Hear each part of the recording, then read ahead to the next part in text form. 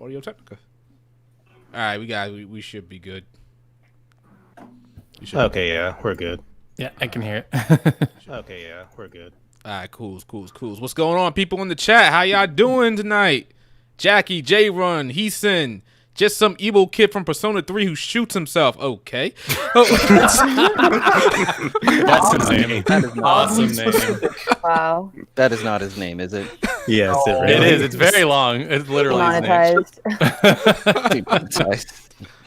Shion Acebreaker, Hookah, Sweet Life of Dio Brando. What's going on? Salas of Naruto, the man, the myth, the legend. What up? Ah, man. It's Black Ace. What's going on, everybody? It's been about a good month, you know. I was a little bit busy completing some games out here. Now I'm going on to the backlog, but I'm gonna get on it. All right, so oof. I don't know what episode number this is. I'm entirely unprofessional. gosh. I'm gonna say 54. If I'm wrong, then I'm gonna have to edit it in post. Welcome everybody to HPMP, the JRPG podcast, episode 54. I think it's 3. 53. Okay, episode 53. My bad. All right, people. I'm very unprofessional.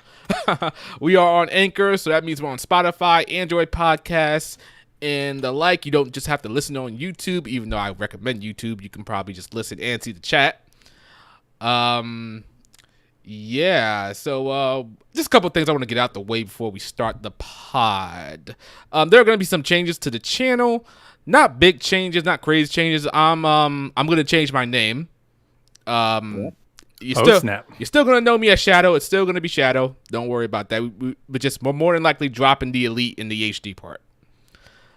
So, Because we don't HD anymore. What is it? HDR? 4K? 4K? HD? What do we Yeah, Shadow 4K. We were joking about that a couple months ago, I remember. it's going to be 8K, by the way, but nah. do? Future-proofing himself. But yeah, the stuff is going to change. Not a big deal. As I said, you're still going to see me as Shadow. You can still search Shadow, JRPGs, whatever. I'm probably the first one that comes up. What else? I'm on a manhunt or a hunt for some good artists, some good graphic designers. So if you guys know anybody, hit up my DMs on Twitter for the most part. I'm looking to change my avatar, looking to change my YouTube banner, Twitch, the podcast image. Looking to change all that, and I'm paying top dollar. And by top dollar, I mean, like, you know, bring it down a little bit so I'm not going to afford this. But, yeah. So, there's that. What else I got?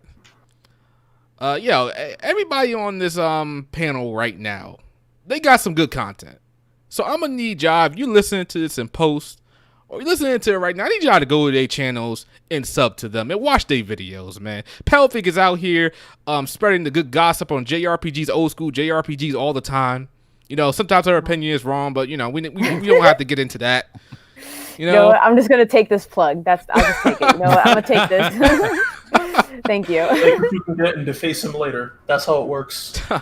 my boy Boz Zakariga, he out here making some quality content, have some really good thought-provoking topics on his videos that you guys are gonna love. Like, seriously, it really invokes discussion. Go check out his channel, leave him some likes, you know, subscribe to him, you know, help my boy out.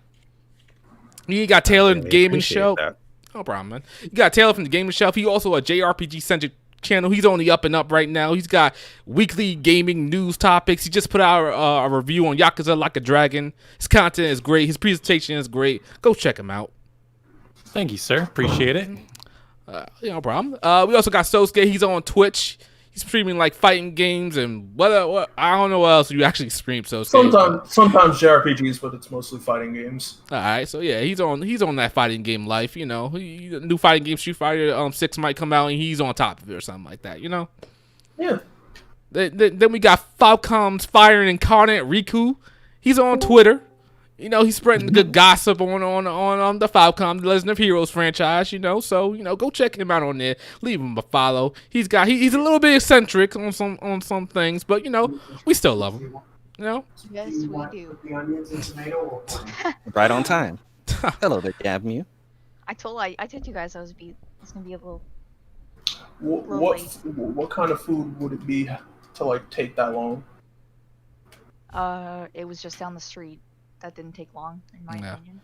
Yeah, okay. And we also got Gab. She just came on here. Gab Mew. She's on YouTube. She does videos on JRPGs, various games. She's also on Twitch. So go follow her.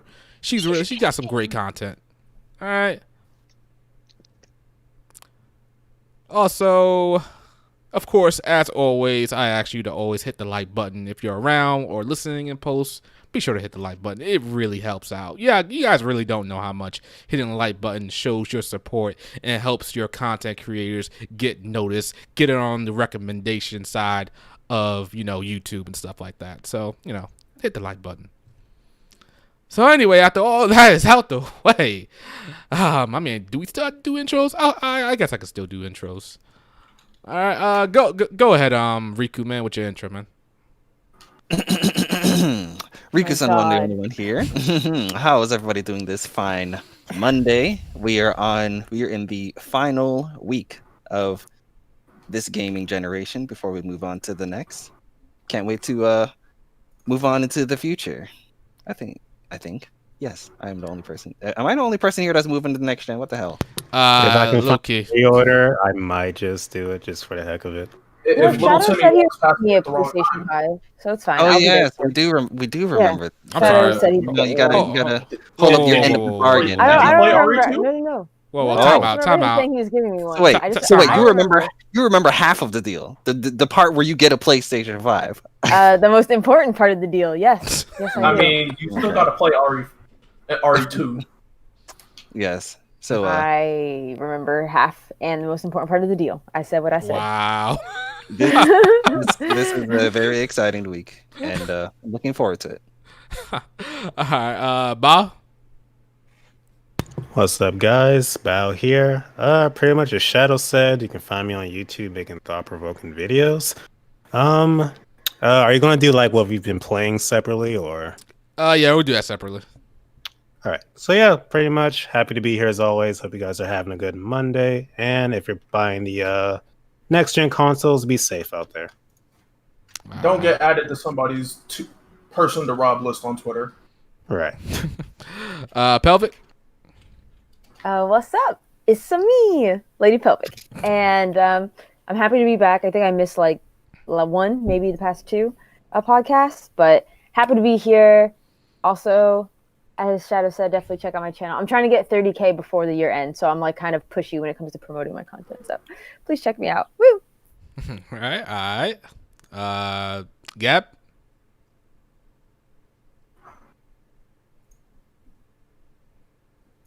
And Gab is just not around, so I'm gonna go ahead to Sosuke. What up, everybody? It's Hey, what? Sosuke the Gabby, you're coming in very low, just to let you know. But Sosuke, continue with your intro. Like I said, it is your boy, Sosuke the Bro.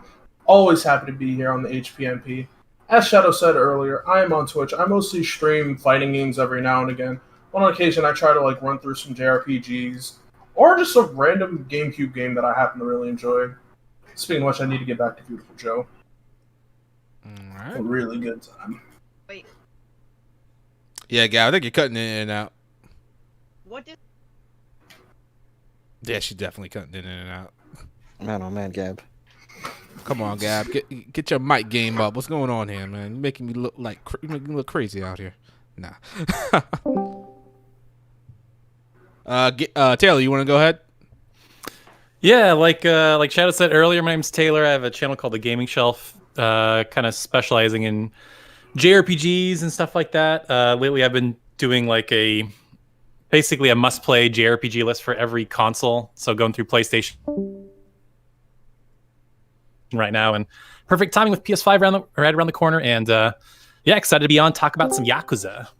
All right. Yeah, are you with us? Did you fix out your mic problems? World, am I here? Yeah, still a little bit low, but go ahead. Go ahead with your intro. I don't know what happened with that, but hey guys, it's me, Gab, back for the 23rd episode I've been in on HPMP. If you want to catch me over at my channel, I play a lot of niche Japanese games, and yeah, happy to be here. All right. And you guys know me, Shadow Elite. Again, we're gonna be dropping the Elite real soon. I just uploaded a video on Trails to Cold Steel 4, my review on it. We're gonna talk about that a little bit later, but I will also have some videos uploaded this week. And for the people that follow me on Twitter and you're on my Discord as well, hold me to that. I want to get out at least 2 videos this week. We're gonna talk about Atelier Ryza and Persona 5 Scramble. So hold me to it. If you don't see a video up by Friday, get at me. Make sure I'm on point about this stuff. All right. So should we jump into Yakuza real quick, or should we go with what we're playing right now? What do you guys think? What we're playing. What we're playing. All right, Pelvic, since you got so much energy, how about you start us off with what you're currently playing out here in these gaming streets? I am playing Final Fantasy IV, specifically the After Years, and it's terrible. Don't recommend it. Oh, wow. Don't recommend it. Do not recommend. I recommend the base game for days, but not After Years. Have you played it, Shadow? Nah, actually, I haven't played After Years. Nah. I played 4. I played and finished 4, but I never played After Years. And you would agree that 4 is better than Final Fantasy 8? Whew. Come on now. That ain't even playing fair. Shadow. Hold on. Let Shadow You answer. really put him on the spot like Hold that. up. I am putting his ass on the spot. Let's go. Shadow, you would agree that 4 is better than Final Fantasy 8? Sir, we have almost 50 people watching? Oh, we have almost 60 people watching. Ooh. That's good. See, okay, I probably would only say Final Fantasy 8, and I'll admit it because there's probably nostalgia. But I think as a game and as a technical side and gameplay, I'll say Final Fantasy 4 is better. See, I'm thinking about Final Fantasy 4, but Final Fantasy 6 is sticking in my head. I don't know how that's happening. Nobody's 6 is talking a about good 6 right game, now. but no one's talking about 6. I agree. No one's talking about 6. We're talking about 4 and 8, sir. And I am like appalled that this is even like a thought. Like this is actually like taking. Yeah. You know what? I'll say 4. I'll say 4. It's been a while since I played 4, and I don't have all that memory of 4 because I played that way back. I played that like back in, I don't even know, 2005. I don't even remember. Whenever it came out on DS, that's when I played it. So you played the hardest version of 4 then? Yeah. Actually, yeah, it was kind of hard now that I think about it. I remember asking my friend for some help. I was back in the day when I wasn't all that good at JRPGs or gaming. No, I think 4 is actually just kind of difficult. The enemies in 4 hit very hard, honestly. So I don't like. I mean, I'm sure the 3D or the DS version is hard, like the hardest one, whatever. But I'm playing the PSP, and I'm like, holy shit! Like, I had to restart some boss fights. I was pretty butthurt about it. So, but yeah. Well, I'm glad you are on the right side of history, even though it took you a while to get there. But good job. All right. Taylor, what you playing, man? I'm still kind of doing more of the extra content for Yakuza just because there's a lot to do. Yeah, and that's kind of really it. I'm kind of holding my breath with what's going on with next gen. I keep bouncing around with Genshin Impact here and there. I know the 1.1 patch is coming pretty soon, so I'll be excited to dive back into that when that comes out. But that's kind of all I've been playing, really. Speaking of Genshin Impact, I did get Mona. I quote unquote. Oh, nice. I got Mona. I got her in my own way. What does that mean? Did you buy somebody's account? I can neither confirm or deny that. Was it worth it, sir? Actually, it absolutely was worth it, sir. I got to play as the character as I want. Good. Gab, what you out here playing? I've been playing Sakuna of Rice and Ruin, actually, and that's been pretty interesting. It's kind of like a farming sim, but with rice. Farming? What is what y'all on farming sims? Y'all playing Story of Seasons, Animal Crossing? What's going on with y'all real life simulations? Problem? I'm just asking. I'm just asking a simple question. How are these games so? You know what? Nobody better get me on my gacha game life. That's all I'm gonna say. They're relaxing. In fact, you were like insulting like mobile games the other day. Like, oh, it's very mobile. Like, oh, you log in for your dailies. Oh, you do this. Like, oh, there's gotcha stuff. Like, you're doing the same thing with Get. I do not want to hear it, sir. Do not want to hear it. The only thing that we're missing is, like, fighting. You know, and in fact, but what Gabby's playing, was it Sakuna or Sakura? I don't know, Rice and Ruin? That has fighting in it. I don't know what your issue is, good sir. I'm just saying. I was just making an observation. That's all I was doing. Okay, proceed. Continue with your bad self. See, people just jumping down my throat. My God. Yeah, what else you playing before you were so rudely interrupted? I'm just like, you know. Don't that's even start. like it really. All right. Bob, what you playing? As you know, I've been mainly playing Cold Steel 4 lately. I am 65 hours, I think. I just got to the very final act. Don't know how much long I have left. I'm trying to beat it within the next 2 or 3 days. After I'm done with that, so I'm going to jump into...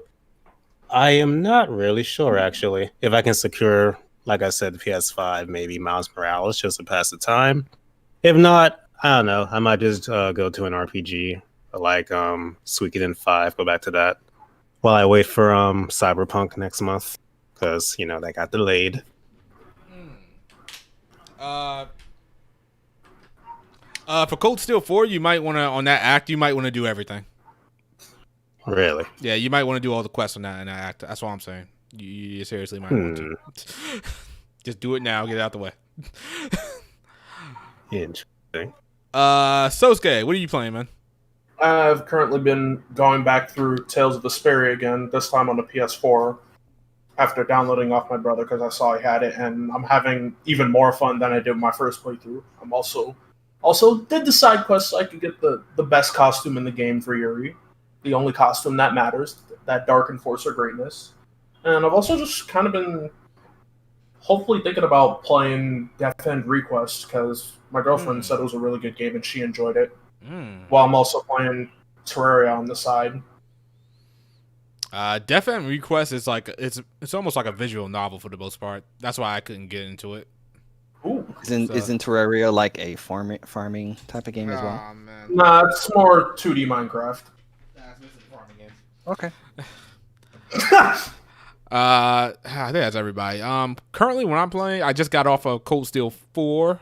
Yeah, I saw the review. I thought it was awesome. So right now I don't have much to play, so I'm attacking my backlog, and I got a couple of games in my backlog, I'll admit. Okay, so the first game I'm getting to on my backlog will be Final Fantasy 9. I'm gonna get that out the way. I'm gonna finish that up, get that out the way. I'm sure Pelvic is silenced with happiness or something. Oh, I have shit to say. I'm just keeping myself mute. Like, I'm just, because as you said, I really interrupted. So I was like, I'm not gonna interrupt again until just now. But yeah. Well, I'm getting to it, so all right. So it's gonna get done, all right. No, you're gonna have to replay it because you're not gonna remember half the shit. Nah, I ain't you're gonna not gonna remember half the shit. Nah, definitely not. We definitely not replaying it. Oh my god, that's not even a bad thing. I do remember most of the story.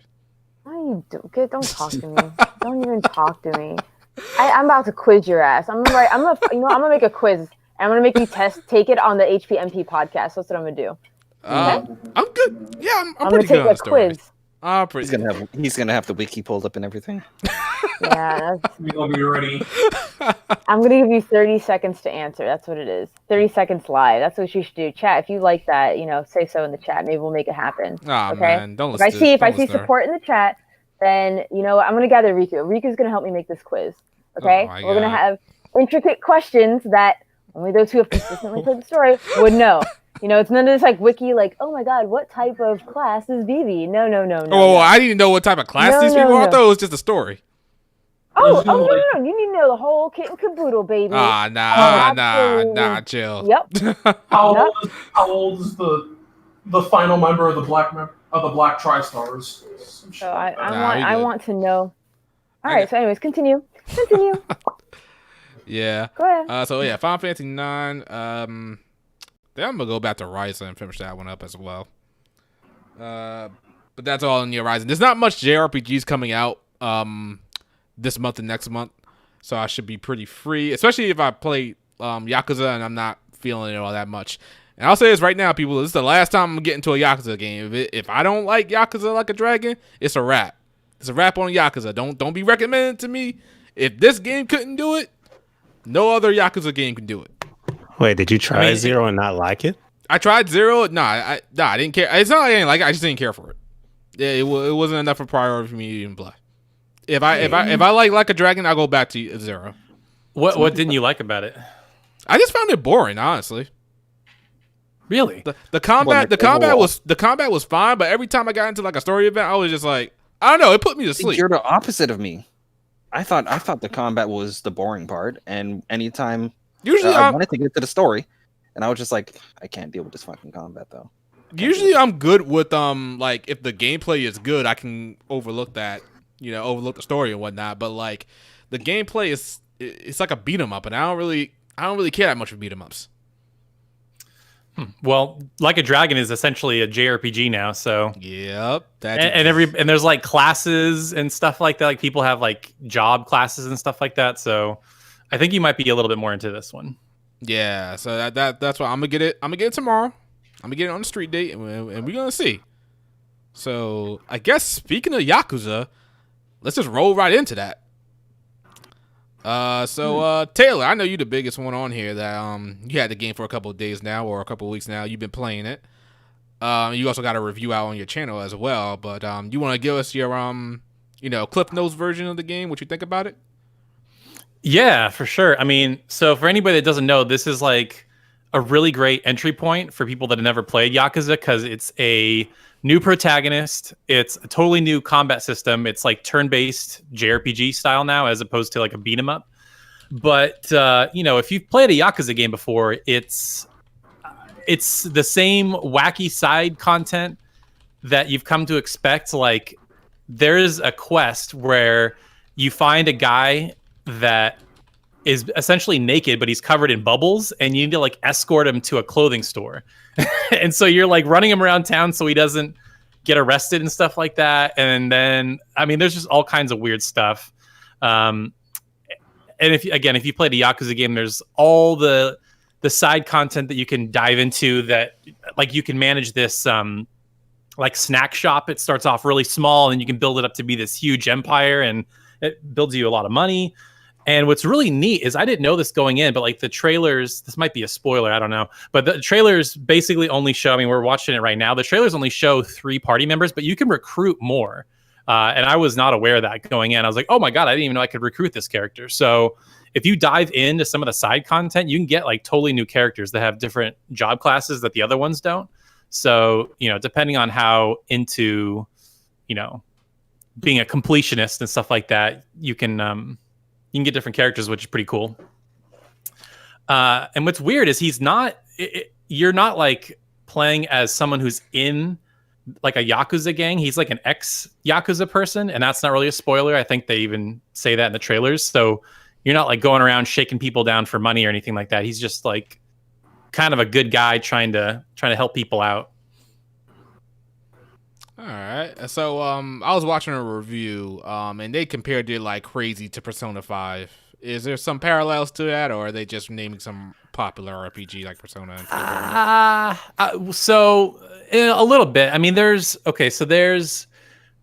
quote unquote social links. There's like these bonding events that you have. So as you play the game, you have like a bond meter, and once it maxes out, it unlocks like a bonding event where you go to this bar and you like have a drink with a character, and they kind of share, more backstory about them, and that increases some of your social stats, like confidence and charisma. And those social stats apply to other aspects in the game, like you can't recruit certain characters to your business or start certain side quests unless your social stats are of a certain level.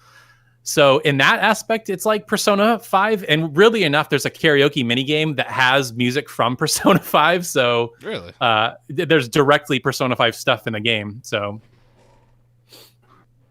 all right. So I'm looking at the trailer on screen for the most part. So there's a lot of ridiculous stuff that's going on. Yeah. I'm cool with the stuff being ridiculous and funny. But like for like the mini games, is that required to like progress the story? No, you don't have to. Again, it's just however much you want to delve into it. Like, so for example, like at some point you unlock a crafting shop that you can build weapons with. And to build them, you have to get like really obscure items. And I was, I was playing the game for 10, 15 hours when this unlocked, and I'm like, I don't even have one of some of these items. But there is a mini game where you essentially ride around on this little bicycle and you collect like soda cans. And then depending on how well you do in that mini game, you can exchange those points for items that then go into the crafting system. So, I mean, you don't need to do them, but it really helps to get like better gear and better crafting materials and stuff like that. But I gotta say, I think the real crux of the story of the pull of the game is the story and the characters. Like it looks like goofy nonsense, but I was like really unprepared for how much I would like care about these characters and how heartbreaking the story is. So the story is actually really good. I was really shocked at that. I was just like, oh, we're gonna run around and like do a bunch of weird stuff, but the story is actually, shockingly compelling. Oh, all right. So I think I could probably get into this. So how like deep is the turn-based battle system? Is this like really basic? Are we talking about like fairy tale levels of basic, or is it like it's got a little sauce in it like Persona 5? Somewhere in between. I mean, it is fairly basic. I mean, like I said, everybody kind of has an assigned class and they have certain abilities. But there's like an active component. So a lot of special moves, like if you do timed button presses, you'll do more damage. And then when you're getting attacked, if you hit a block at the right time, it'll prevent some damage or you might even miss. And then what I think is cool is, as you can see in the trailer, like depending on where you initiate a battle, you could pick up like objects in the environment and just like smack people with them. Like there's a lot of times where I was fighting and there was like a bicycle parked right next to me, and then one of my guys would just like smack somebody with a bicycle. So there's a lot of random elements like that. And there's even like destructible environments where if you like punch somebody, they can fly through a sign or fall through a bench or something like that. So I guess in that sense, there is a little bit of extra flair. And then weirdly enough, there is like a summon mechanic almost. Like you can recruit characters to be like quote unquote summons, and you can call them in and they'll like do big damage and stuff. So again, I didn't know that going in. So that's another thing that you can, if you want to spend time hunting down all the different summon characters that you can bring in, there's that. All right. How's the dub? It's really good. It's really good. So Kaiji Tang plays the main character Ichiban, and he does a really good job. Awesome job. And as you play it, you're probably going to like recognize voices that you've heard. Like if anybody plays a lot of JRPGs, if you're listening to this podcast, of course you do. You're going to hear a lot of voices like that sounds like somebody from Persona or somebody from Cold Steel. Like I forget the girl's name that voices Makoto from Persona 5, but I almost guarantee you she's several characters in the game. So yeah, thank you. Yes. Yeah. I'm almost certain she's a couple characters in the game. So yeah, no, it's really good. And shockingly, they have properly lip sync the characters with the English dub. Yeah. Which I was kind of surprised with. So if you don't want to have the Japanese audio, they kind of went all out with the English dub, which is cool. I think they did that because like they definitely want to leave a good impression on this game, because I think from what I've seen and heard that this is the most accessible Yakuza game. Like you don't need that much prior knowledge to the other games to play this one. No, not at all. I mean, there are characters from previous games, but I mean, you don't need to know anything because, like I said, it's a brand new character, new city, new combat system. I mean, it's not. They called it Yakuza 7 in Japan, but it's not called that here. It's just called Yakuza Like a Dragon, and I think they did that on purpose so people could feel like it was a jumping in point instead of being like, "Oh my god, I got to play 7." If you include 7 other Yakuza games before this. So, I think it was smart of them to do that. All right. I don't know if you guys got any other questions about Yakuza. So do you think this is going to be the breakout Yakuza? Is this going to be the one that really everybody gets on? I think 0 was that. I mean, if I'm not mistaken. Right. But I think what might help Yakuza is that it's launching with the new consoles, and if you launch with the new consoles, you'll just do extra good by default. So I think that helps it a lot, especially because unless you count Demon Souls, there's not really a JRPG at launch, and Yakuza Like a Dragon is definitely a JRPG, like through and through. So I think in that respect, it's like kind of unique. But the weird thing is, it's like a timed next gen exclusive on Xbox Series X or something, and it's not coming till PS5 until March, which is really weird. I don't know why they did that. They must have paid for that. But yeah, I think it might have the potential to do a little bit better just because it's at launch with some of the next gen machines. Yeah, I think if any Yakuza is gonna like really hit it off over here and get even more people on it, it's gonna be this game. Yeah, like I said, and I think. Go ahead. Oh no, I think having an English dub might help with that, because there's a surprising amount of people that won't play a game if it doesn't have an English voiceover. Like, I've recommended people movies and games, like, oh well, don't recommend me some Asian thing next time. I'm like, oh my god. That is still a thing. Although now I'll argue with them that they're just gatekeeping. I like to argue that they're just gatekeeping themselves from enjoying other kinds of art or like really great forms of media. Like, for example, what was it, Parasite? That was that movie that came out, like the horror movie. Yeah, that's the exact movie I recommended to somebody, and they're like, "Oh, I didn't know I had to read for this one." So I remember watching Canadian news and seeing like someone was like, "Yeah, like I wish it had like an English voiceover," and I'm like, "Why the fuck do we have to like? Why does that have to be catered to? Like, you can just watch the movie. We can all read for the most part, unless you're blind or minimal visibility." But yeah, to me, it's just like it's. And then, like, people try to use the weeb excuse, and at that point, I'm just like, man, you're just, like, gatekeeping yourself from having fun. Do you not like fun? I could definitely understand why they want their stuff in English. For me personally, I prefer if everything's in English. Like, unless the dub is terrible, I would prefer it in English. If it doesn't have a dub, then I'll still play the game. But I would have preferred if it had an English dub. I prefer if it's like, if I'm like working, I'll put it on English, but if I'm actually trying to intently watch, it has to be with subs, because it's the only way you get an accurate translation. Yeah, I agree with that, because like there's like I forgot the zombie movie that's called, I think Train to Busan, and there's a sequel called Train to Peninsula. I told my brother to watch it. He's like, I don't want to read subs, and I'm like, okay. Fine, you're missing out on a really good movie because you refused to read subtitles. Oh, it's like he's not that deep into anime and stuff like that to read subtitles, so I can't really blame him for that. But then, like, sometimes for those types of movies, they put English in there, and like it's like voiceovers, and they literally can't fix the lips, so it's like it's kind of annoying to see stuff like that. So. Yeah, it is what it is. I'm not going to condemn somebody if they don't want to play a game in Japanese. Oh yeah, neither would I. It's just kind of like, man, you're just one less experience in life you have. Yeah, you're really missing out. So anybody got any other thoughts on Yakuza? I look forward to playing it eventually. I was going to say how I said that I'm looking for a game after I'm done with Cold Steel 4. I wasn't planning on playing Yakuza 7 like now because I wanted to play the other games first, even though you don't need to. But I don't know, maybe I will pick it up in the coming days if I'm just in the mood for another RPG. I mean, I usually do, but by the time you play through the series, it'll be on sale. This is true, but it's an actual turn-based RPG, which is what I love. True, that's fair. For what it's worth, I think there's a launch sale. I know this is not a big discount, but I think you can buy it for $50 right now on Amazon. Hold on.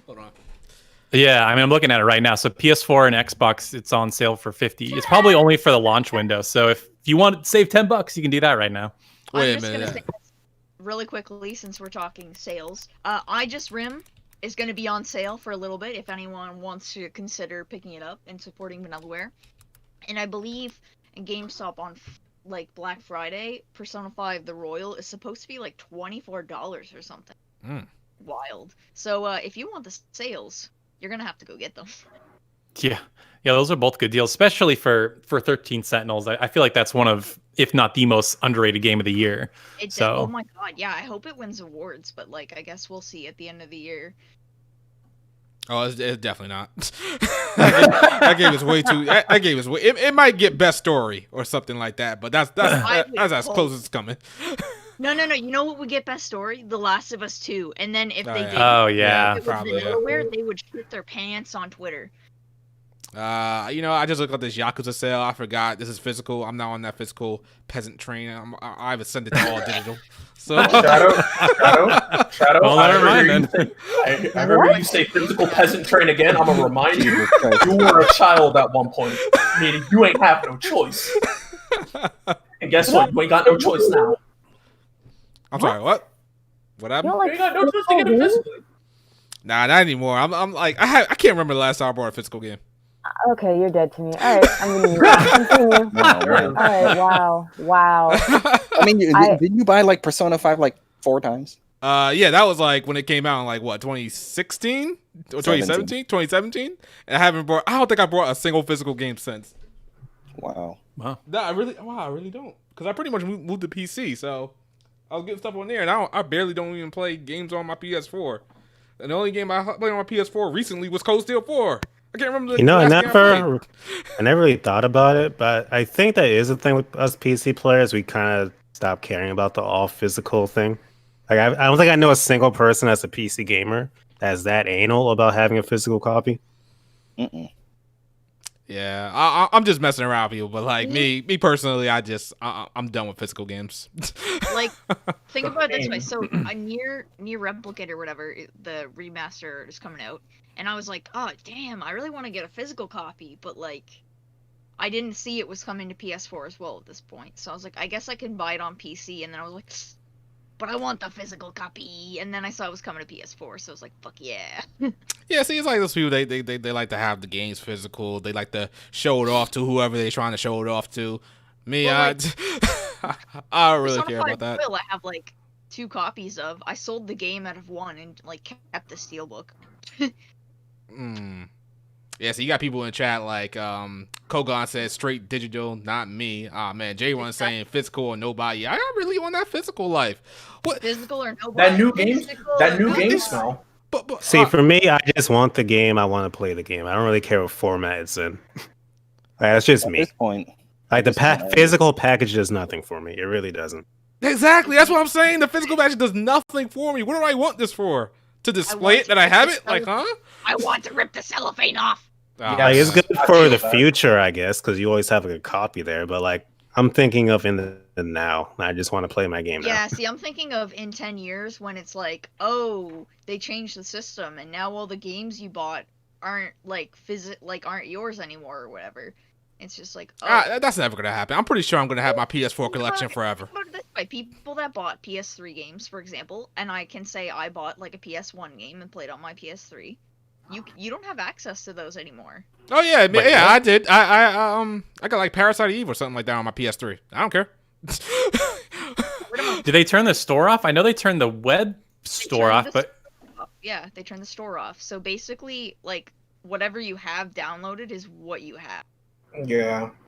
So if you get rid of that, like I did, essentially, there's no way to play that because they don't make it viable on PS4. Listen, if you're at that low that you can't emulate PS1 games, sir, I'm sorry to tell you, you're on that peasant life. Some people don't like emulating right now. It's because I want to play. Leave me alone. I'm messing around. I know a lot of people like to they'll actually stream games from the original PS2. And they just want that authentic experience. I get that. But me, I'm just like, nah, I want it. If I'm going to play a PS2 game, I'm going to do it on my PC.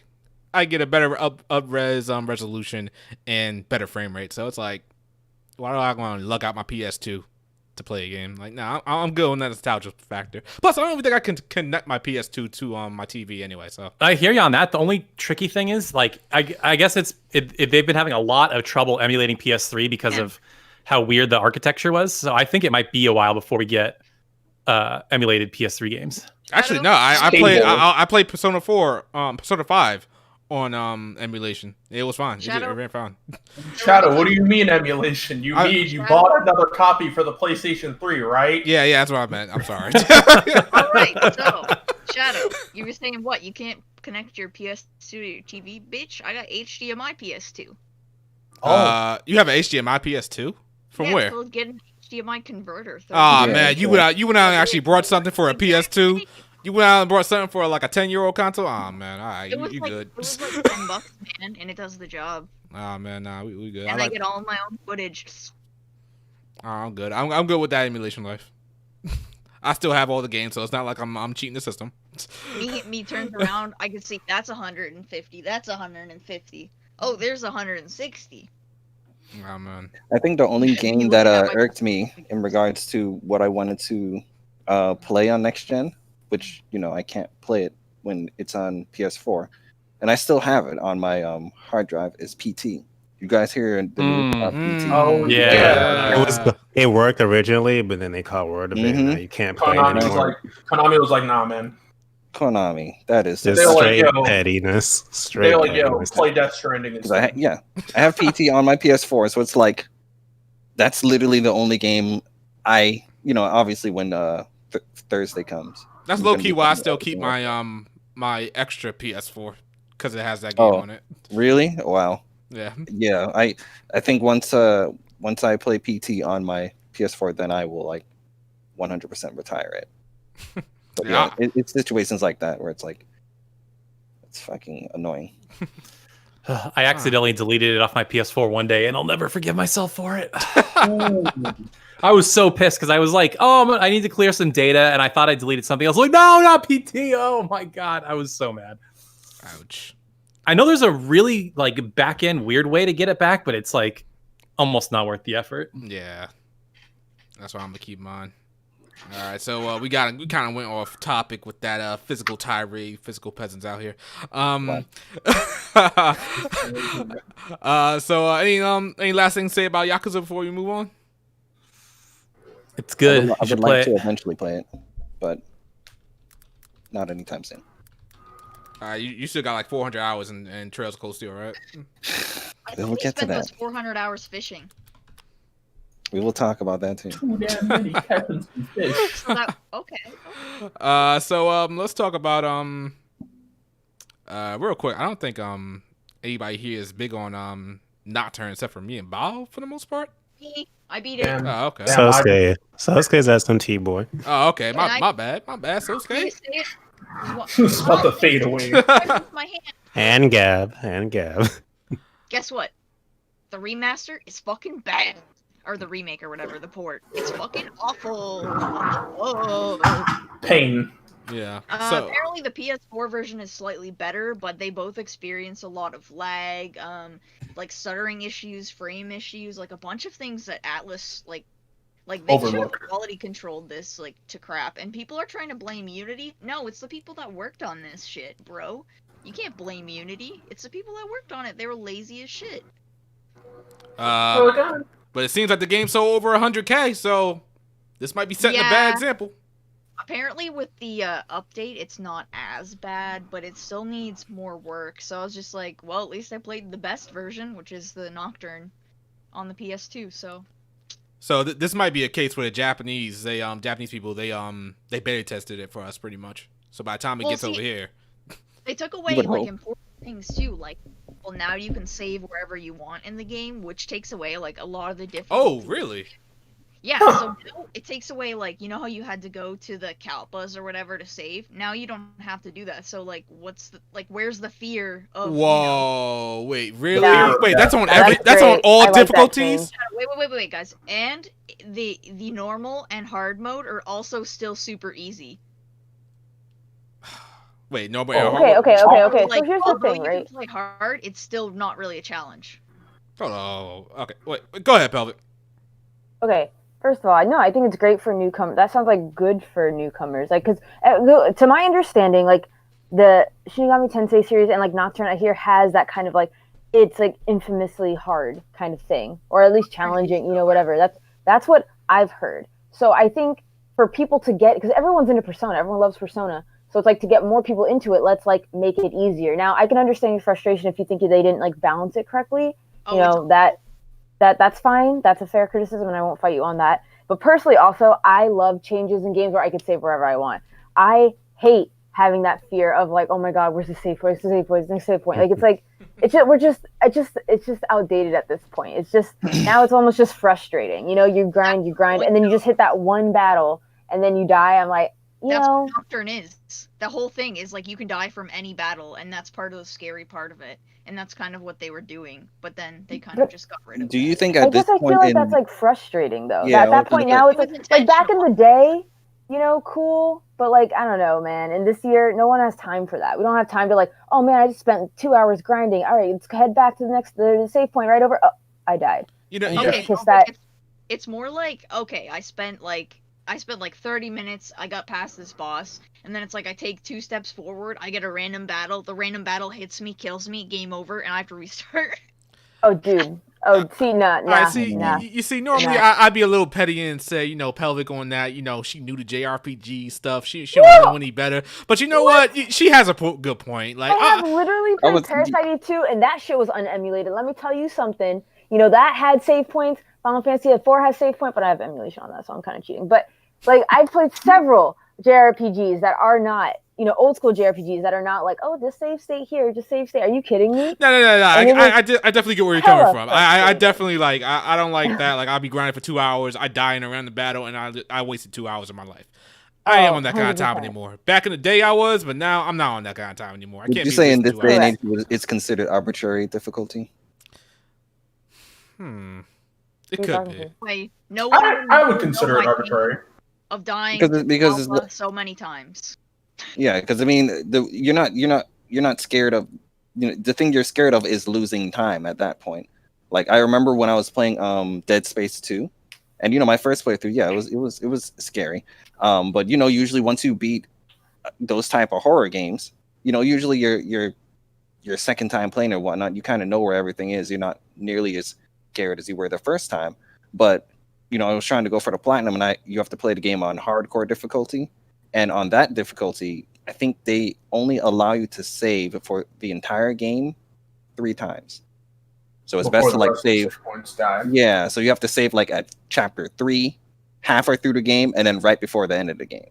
So everything in between, if you die anywhere in there, you're either going back to the, you know, halfway point, or you know, a little bit after the prologue. So it's like that added a sense of fear because, you know, in those type of games, you're already moving like kind of slow because you're trying to take your time and all that stuff, and it's already on the hardest difficulty. So it's like I felt more scared of losing my time than like the shit that would pop out and do that type of stuff to me. Did you get it though? Yeah, I did. Okay, cool. See, it's like for Nocturne, like I get where Gab is coming from. It kind of adds to it. That was what Nocturne was kind of known for. It's fear, like you could die at any time, that you gotta be proper when it comes to saving. But I think there should have been a choice on that one. They should have said disable save anywhere or disable auto save or whatever like it is. Mode. Because like hold on, Gab. Like games like .hack GU. If I don't know, Pelvic, does that have like a save anywhere thing? Did it always have one? I can't remember. Trying to recall. Did it have? But even if it doesn't, you had. I'm pretty sure there were save points because you in town. You could save like on the menu, like when you're out of the world. You could save in town because you had to talk to a specific save person. I'm trying to remember where you saved in dungeons. In dungeons, they were basically at miniature points, like versions of the gate that takes you to the dungeon where you can save in.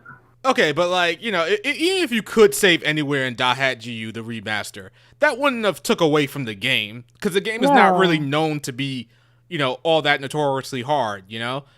But for Nocturne, I felt in that way, if you add save anywhere, it kind of takes away from its difficulty. Kind of takes away that urgency that you have. So, you know, I'm kind of disappointed on that front. But, you know, I already went through hell with Nocturne, so I'm good with that game. Yeah, we already feel it. If you play the PS2 version, you know it fucked you so hard. Well, what else about this one? I think I heard Niarly said that they also didn't add any like real quality of life changes to the game. Like when you fuse demons, you can't choose the skills. I'm like, what? Are you fucking serious? Yeah, Nearly tore it apart in that video. Random still. It's 100% random. That is dumb. That was one of the things I was looking forward to. Nope, don't get Would it. you? I still want to play the game. Everywhere, Shadow is a great quality of life. I'm kidding. I'm kidding. I'm just fucking with you. But I mean, dude, would you say for someone like me who still wants to play the game, you would recommend it? Play it still. It's just like I'm hearing so much like negativity towards it. say, is this like negativity because you guys just wanted a good, respectable port? And in regards to if you are a newcomer and you're not necessarily familiar with the stuff that should have been brought over, then you should be fine, type of thing. You'll be fine. Give me a second, guys. I'm gonna look up a clip my friend posted of the actual lag in game happening as he was streaming it, but I'm gonna look. I really do hope they patch that.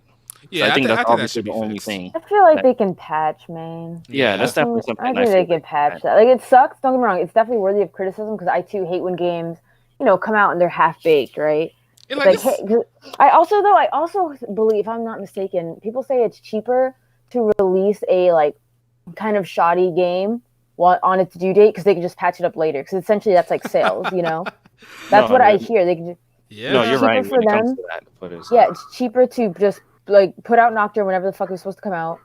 And then it's shoddy. People get mad but hurt about it. But then they patch it, and then whatever.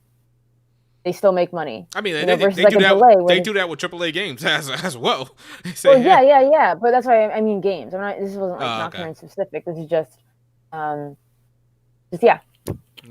So, I think that's why. Well, that might be a reason why. I'm not a developer, so what do I know? Yeah, Riku. I don't know, man. If you should play the this remaster, man. I feel like you should be experiencing the authentic Nocturne. I feel like he's saying, I want you to get fucked like how I got fucked. Basically, I want you to get hit from behind like I did. I want it down your throat like I had to get down my throat. All right, I want all that. Say it ain't so. My lord. That is the clip of it actually lagging real time with my friend playing it.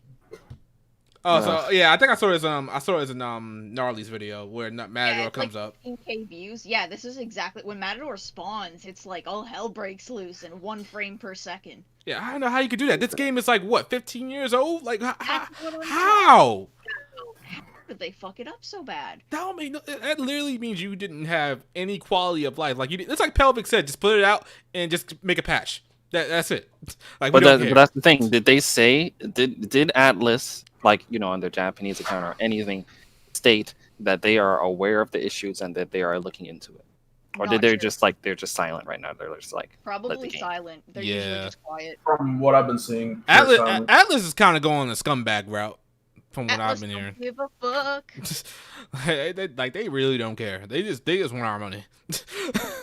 Aren't they charging extra to have Dante in the game? Like he doesn't come. Oh yeah, the game. Yeah. Oh Wait, wow. Hold up, though. That's hold some up, bullshit though. too. Shadow, you say that, but would you, in any universe, any alternate dimension, could you see them doing this to a Persona game? Oh, absolutely. They already did it with Persona 5 Royal. Oh yeah. What in regards to its performance? Oh, not its performance, but like DLC and whatnot, and like they want your. Oh no! I wasn't talking. Yeah, you guys kind of like hopped over to that conversation. I was about to ask this question. I was talking about releasing a Persona game, and it having a level of performance issues to this. Oh, absolutely not. Nah, Persona is their baby. Persona's their. And what I'm saying is that if a Persona game did come out in this this state, do you think that they would have obviously addressed it? Oh, absolutely. Yeah, Persona is their baby. It's their main franchise. They are not gonna That's that because you remember what I was saying. Like this is their chance. This was supposed to be the game that is supposed to get people hyped for Shin Megami Tensei 5.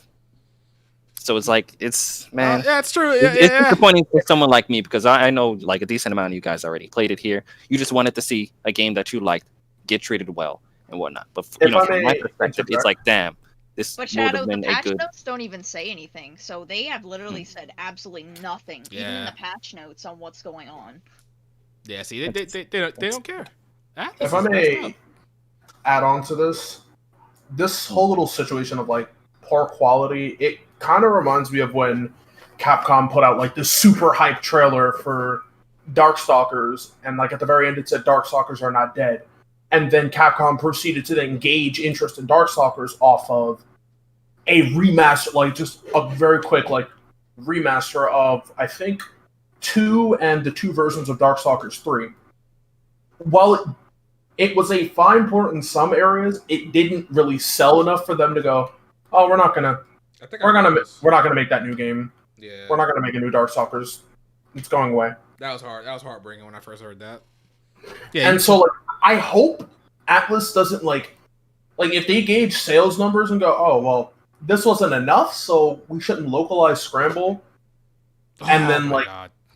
and if Scramble were to come out and it had like issues, like just some major glaring issues out the gate, and that didn't do well, imagine if they just decided to axe the American version of SMT5 and go, we were going to sell this over here, but the last 2 games we put out didn't really sell though, so maybe we should keep this one over here as a precautionary method. And it just makes me think, oh no, that's the worst case scenario.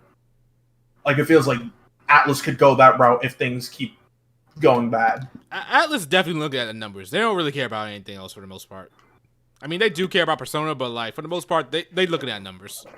Well, they got rid of most of their PR team, so you definitely know they don't give a shit about the community anymore.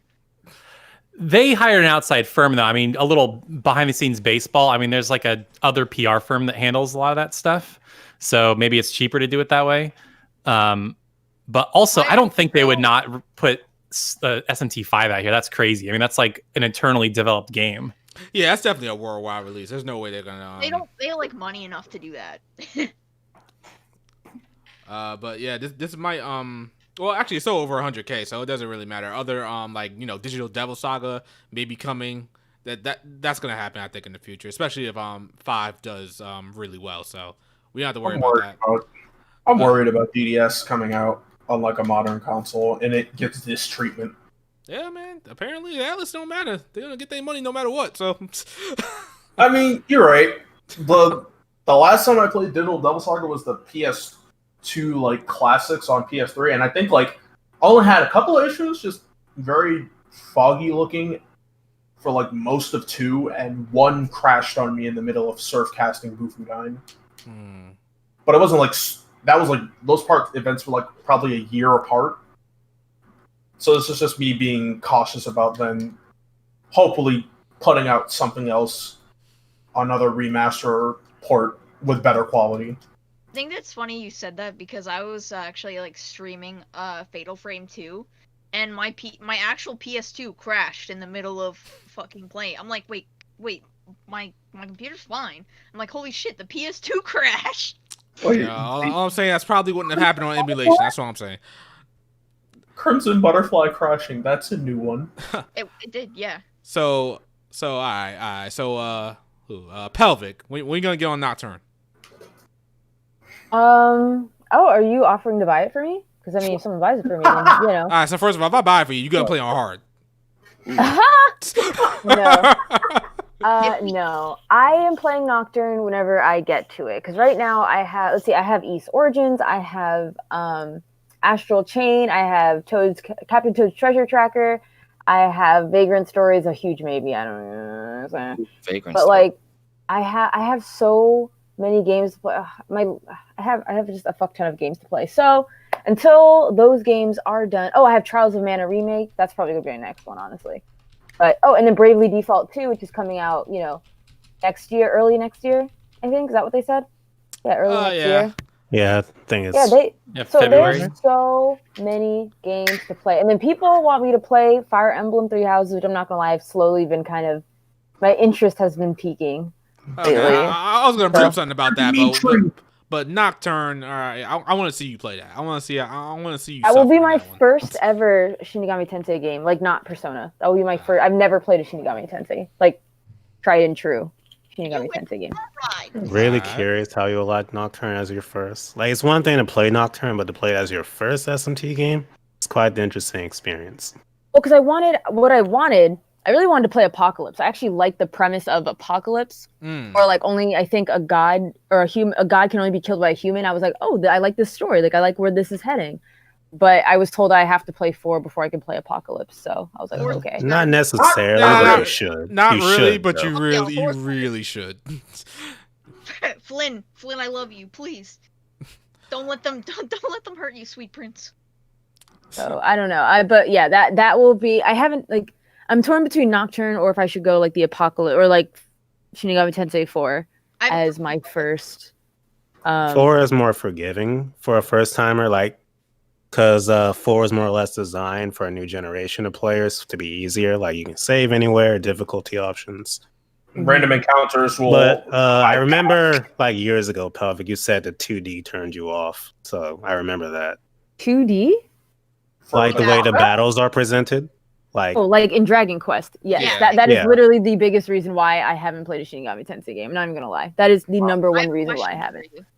The only games that do any the 3DS 2D games combat. in the series yet, or no? What? Do you own any of the games in the series yet, or no, on the 3DS? Nope. Because they are skyrocketing in price, and I think they killed the Nintendo eShop, but I'm not 100%. Oh, I also think you will Honestly, love. If I don't get it, I don't get it. This is not a game I'm like craving to play. If I get it, I get it. If I don't, I don't. So I think you would also love Devil Survivor as well.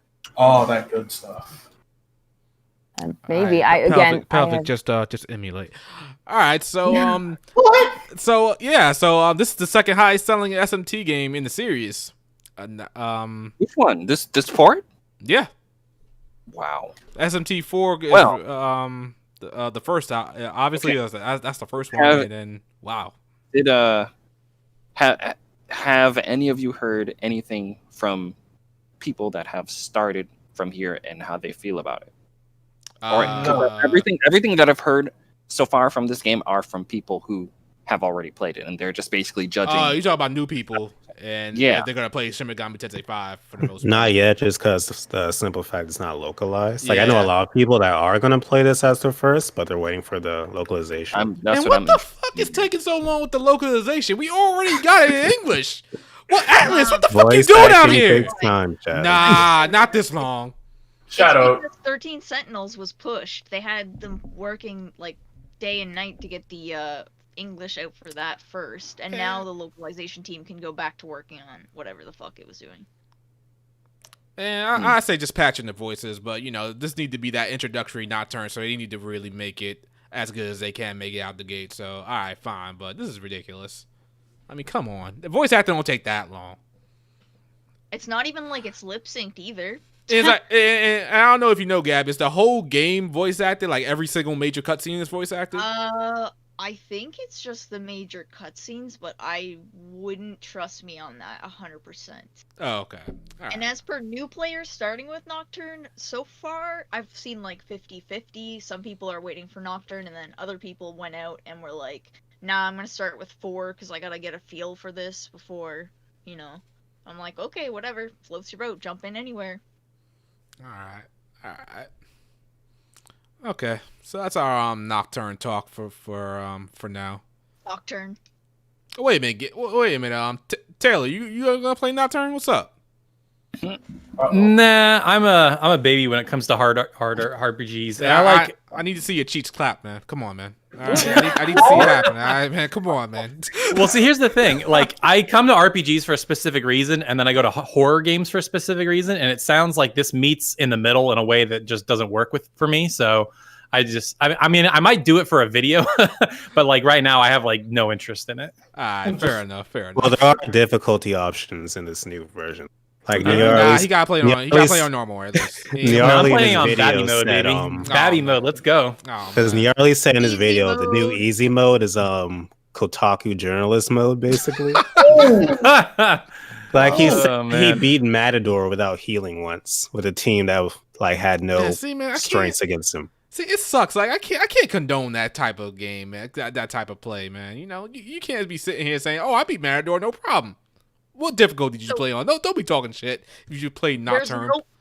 you know how you had to fuse specific demons before to get past certain battles? Like you needed certain like moves and stuff or like certain buffs. See, This game takes it all away. You don't need to do that. You can get through on easy mode. Nah, see, This sounds rather familiar to me.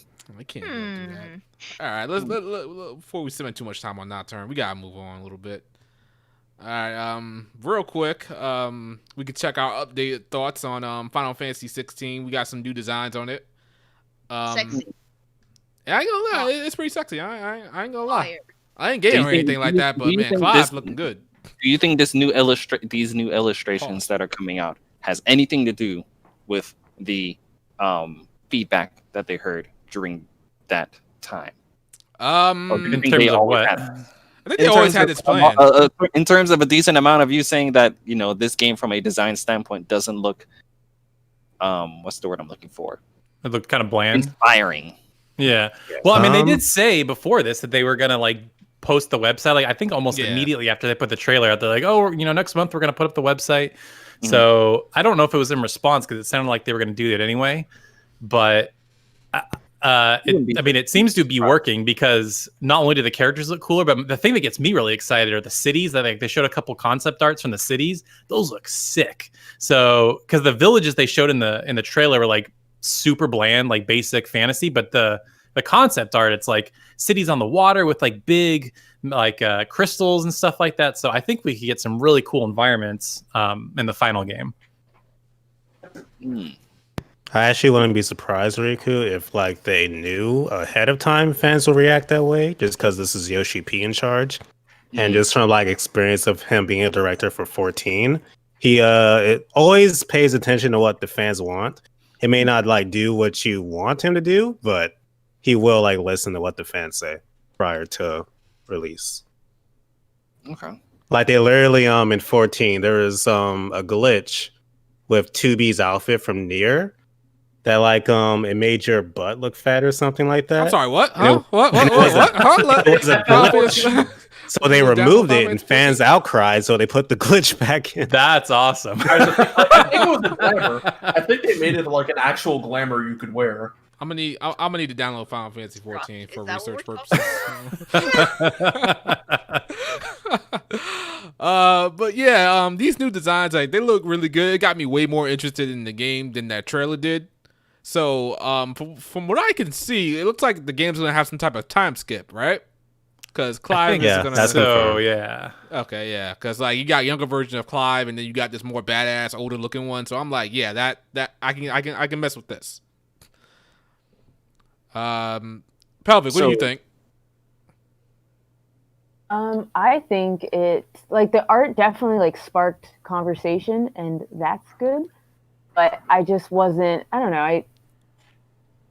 Like it looks good. Yes, it looks good. I'm not. It just doesn't scream like classic fantasy, like Final Fantasy 4 or 9 or 6. Like just that fantastical. I mean, 6. You know, you have like a castle that goes underground, and we have like airships in 4 and 9.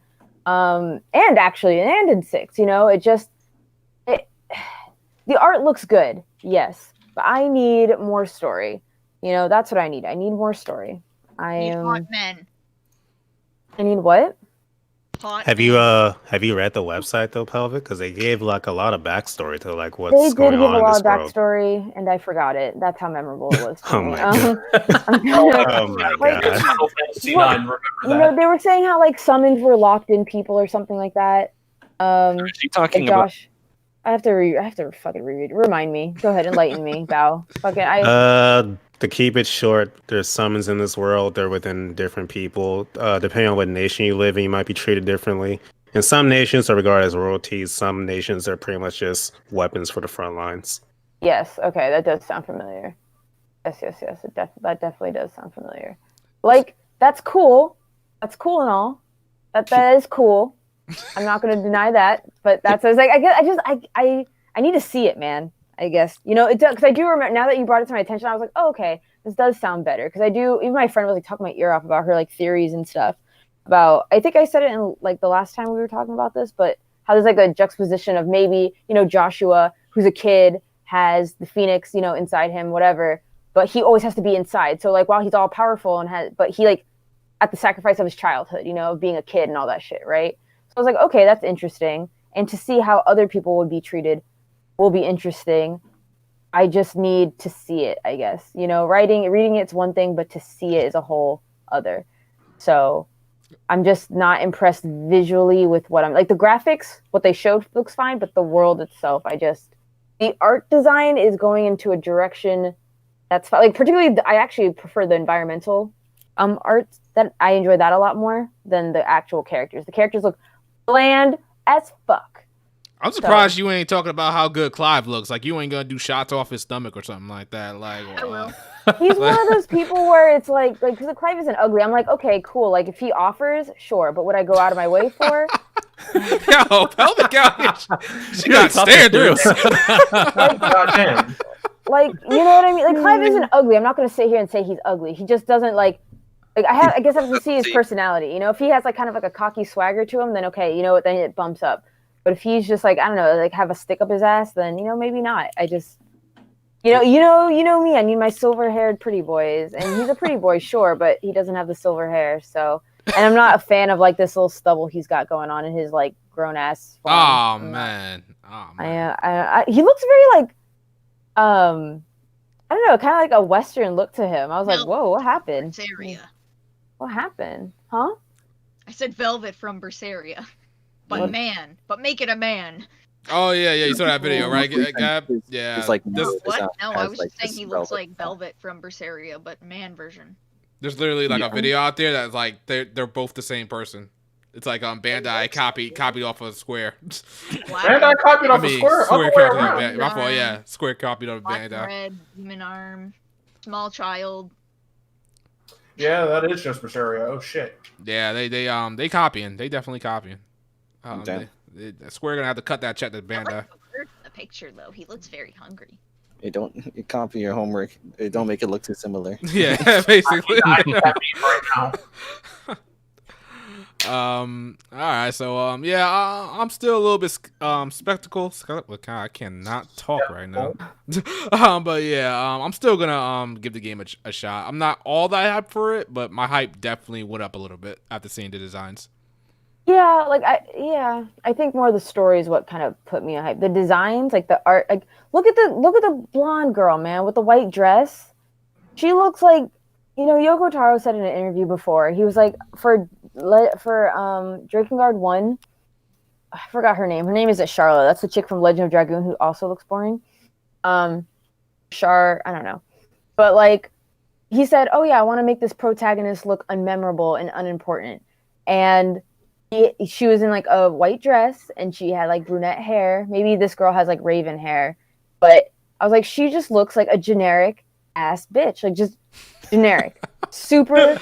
There's nothing visually interesting. No, I'm not even joking. Look at her art design. Are you talking about Jill, the little girl? Sure, the girl in the white dress. Yeah. There is nothing visually appealing. Nothing. There's not a single thing where I'm like, who is she? What is she about? But we could look at Clive, younger Clive, and be like, okay, he does look like a main protagonist, All right, he looks brave. He's looking up. There's something to him. She looks like your typical generic. I'm caring. I'm a soft girl. Look at my hands. They're neatly folded in front of me. There is nothing about her that screams, you are interesting and I want to get to know you. I ain't gonna lie, she kind of gets off that Estelle from Tales of Vesperia vibe. She gives off Estelle looks more interesting than her. She talk about my girl like that. She looks more to me. interesting She than looks her. like Agnes from Bravely Default to me. Yes, that is awesome. Yeah. Agnes doesn't even look. Agnes look. She was boring. Agnes was boring. Are you kidding I me? think it's her facial expression says it all to me. Yes, the outfit and design is playing, but her face makes me interested about her. What, Agnes or Jill? Nah, Jill looks like Agnes. Even though Agnes is looks like or is a boring character in my opinion, but Agnes's outfit looks more interesting. She has the fur at the hem of her dress. She has kind of a cowl, or not a cowl. I'm sorry, a I don't know, mini cape thing hanging over her shoulders. Whatever. It's interesting. It's nice. She has little fluffy boots. And no, but this girl, there's. What is she? Is she going to be the caring soft girl that we all? Well, there's a time skip, so you never know. She might have a different design coming up. That's know my what? thought. I You're wonder right. if these are all red herrings to where like the time skip happens super early and they're just trying to throw us off right now. And it's like, because look at Clive after the time skip, he looks pretty badass. Like he's got those shoulder pads, like he looks cool. Yeah. And Jill, I think she might glow up as after the time skip. Yeah. But I can't argue with you right now. She looks pretty plain. Like Can't a argue. basic bitch. Joshua, like Josh, it's the red that makes his outfit look interesting. I'm gonna call it right there. It is hands down Josh's look, or the red in Josh's outfit. Where I'm like, okay, you look interesting. Like you look interesting enough that like I'd say hello. Who are you? Like I don't know. So if she had like teal hair, would that change your mind? More interesting, at least. Fuck. Yeah. Please, anything. I kind of agree, but like I said, there's gonna be a time skip. They're not gonna drop the ball on this one. If you look at, I mean, I hope you're right. I hope you're right. And I have an open mind. I want to be very clear. I have an open mind to this game. I want my mind to be changed. I want to see something, spectacular. 100%. I think these designs in general just seem more based, not in like reality, but more conservative compared to like, say Titus, for example, like his bright, multicolored outfit. Yeah, Hyped up pant leg. His bum ass outfit. Like, Josh, what the fuck It's is just the thing they're going for. I Like the more conserved, dark aesthetic they're going for, just like the type of high fantasy world. So it fits for what they're going for. So I like it in that regard. Like if these characters were set in like the universe of Final Fantasy, like 10 or 12, yeah, it'd be weird to me. But for like what they're going for in their own universe, I think they're fine. I mean, fair enough. All right. Any last minute thoughts on Final Fantasy 16? Do you still think it's coming out next year? It's Yoshi P, so I have faith. If I had It's to not bet money on Tetsuya that, Nomura. I say yeah, it has a chance coming out in holiday season 2021. They showed so much, and there's other games that are supposedly 2021, and we haven't even seen gameplay. Like apparently the Horizon sequel's coming out next year. We haven't seen anything. It's all been CG, and same with God of War. Like they have a logo coming out, but this has like story. It has localized voice acting. Like I think it's coming out next year for sure. I mean, to be fair, the two games you named, Horizon and God of War, they both already have like an engine up and running. So when it comes to making a sequel, you would assume that they would have something. They're just holding off. This Tales is of Arise, another good example. true. That is true. Yeah. What is that game? I haven't heard that name in so long. Yeah, that's a good point, Pelvic. Yeah, what the hell happened to that game, man? That's a good point. Damn. Yeah, we need more. I hope it comes out next year. All right. So let's move on a little bit. As always, we ask you to hit that like button if you're around. It's around floating around 110 people watching at one point. So it would have been nice, we get that number kind of close, when it happens. Alrighty. Let's talk about, what should we talk about next? It's not a JRPG, but we could talk about the Cyberpunk 2077 delay real quick. Is anybody surprised? Did anybody not see this coming? What, the delay? Yeah. Yes. They promised there wouldn't be another delay, so yeah. I mean, and what's crazy is the game went gold too. Yeah, I can only think of like maybe 5 games ever that have gone gold and then been delayed. That's pretty unprecedented. Like going gold, honestly, in this day and age, really means nothing. Yeah, they really. True. Back in the day, when a game went gold, that meant that the game is printed on the disc and it's ready to be shipped out. Back in the day, there was no such thing as patches or anything like that. Whatever is on that disc or cartridge, that's what that's what you have. Glitches and everything, right? So going gold back in the day meant something. Like today is like, yeah, I went gold, okay, and the game's like halfway done, and you can patch it afterwards and whatnot. So it's like they have given us the details, so like what they're working on, and pretty much everything they're working on is going to be in that day one patch. And the reason they had to delay specifically was that the current consoles they had issues running it, They basically said PS5, Xbox Series X, and PC. Those versions are fine and could ship out normally, but the current versions are holding it back. So what you're saying is that these cross-gen games are holding back. That's always been a thing, though, for like any generation. I know, but yes. Okay. In my opinion, they should just release the next gen versions. If you were trying to play current gen, oh well. Why do you think they didn't do that? Actually, another thing to go with that. Apparently, the issues behind development with Cyberpunk are all the higher ups. Like to give you an example, the devs of the game, they didn't even know the game was getting delayed until we knew on Twitter. So yeah, there's miscommunication between the higher ups and the devs, and the higher ups are the ones that are putting all the pressure on the devs and making them crunch and all that. You hate to see it. I just don't know why people are excited for this game at all. Like I really? I see nothing about this game that. Listen, you're joking. I'm a JRPG person. I don't play that many other games other than JRPGs, but even then, I might play the Grand Theft Auto or something like that, Wolfenstein or something like that. From what I've seen with this game, I don't see anything that would even get me interested. I feel like you haven't looked that deep into it. If you don't see like what people are excited about, it's one thing to not like be excited yourself. It's one thing to not be excited yourself, but to not see like what's the big deal about this game. I feel like you haven't looked that deep. You might be right. I feel I'll give you that, but I'll also say I also feel that a decent amount of people are hyped for this game just because of CD Projekt Red. I do think there's a decent amount of people out there. Yeah, it's not one of the contributing factors for sure. Yes. Yeah, because I mean, people consider them to make one of the best video games of all time, and off of that one video game, even though they made two games in that one franchise prior to that, off of that one video game, people want to consider, this indie developer, that's the holy grail of developers. So it's, it's not like they can't make a game that flops people, Mm-hmm. So it's like the main reason people are excited for this, just to like keep it short and simple, is the freedom of choice you get. So basically, start the game with 1 to 3 life paths. That will affect your skills, the way you begin the game, of course, how you interact with people. And then further in that, like to give you an example specifically of one mission they showed off, you are invading an enemy gang. Like, let's say you confront the gang boss. You have one option to just like shoot him right there, and doing that avoids the boss battle with him later. But it of course, gets you a bad reputation with the gang.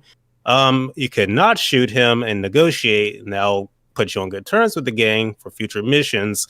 But the people that sent you there, the corporation, that puts you on bad terms with them, so that affects their story path. Or another option, you could just shoot them, steal the thing for yourself that you came for in the first place, so you're screwed with both gangs and stuff like that. Wow, that sounds like Western RPG 101. That sounds like Mass Effect. That sounds like Deus Ex, Outer Worlds. What I'm trying to tell you is that this takes it a step further. Those are just 3 of like 10 options you can that affect your progress later in the game. I hope when it comes because obviously they've already showcased with The Witcher 3 that they can definitely provide the depth when it comes to a video game. Just hoping that they keep that same energy when it comes to this, and they've on paper everything you said sounds phenomenal. I just hope it's not like a No Man's Sky situation where everything they promise isn't necessarily what and I hope I hope each of those paths that you mentioned are in depth, not only in the beginning of the game, but the middle and the end. Like 3 of them go super deep, and then the other one's just like exactly. Then I could see why so much work went into this game, because there's so many different scenarios that you can play. Like more often than not, you run into people who aren't doing the same things you're doing.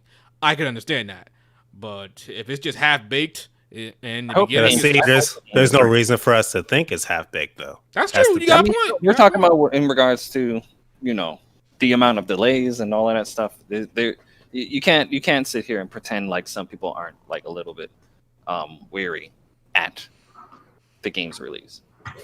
I just hope the game doesn't flop, because if it does, Twitter's gonna be hilarious if the game flops. It's gonna leave a big dent into CD Projekt Red.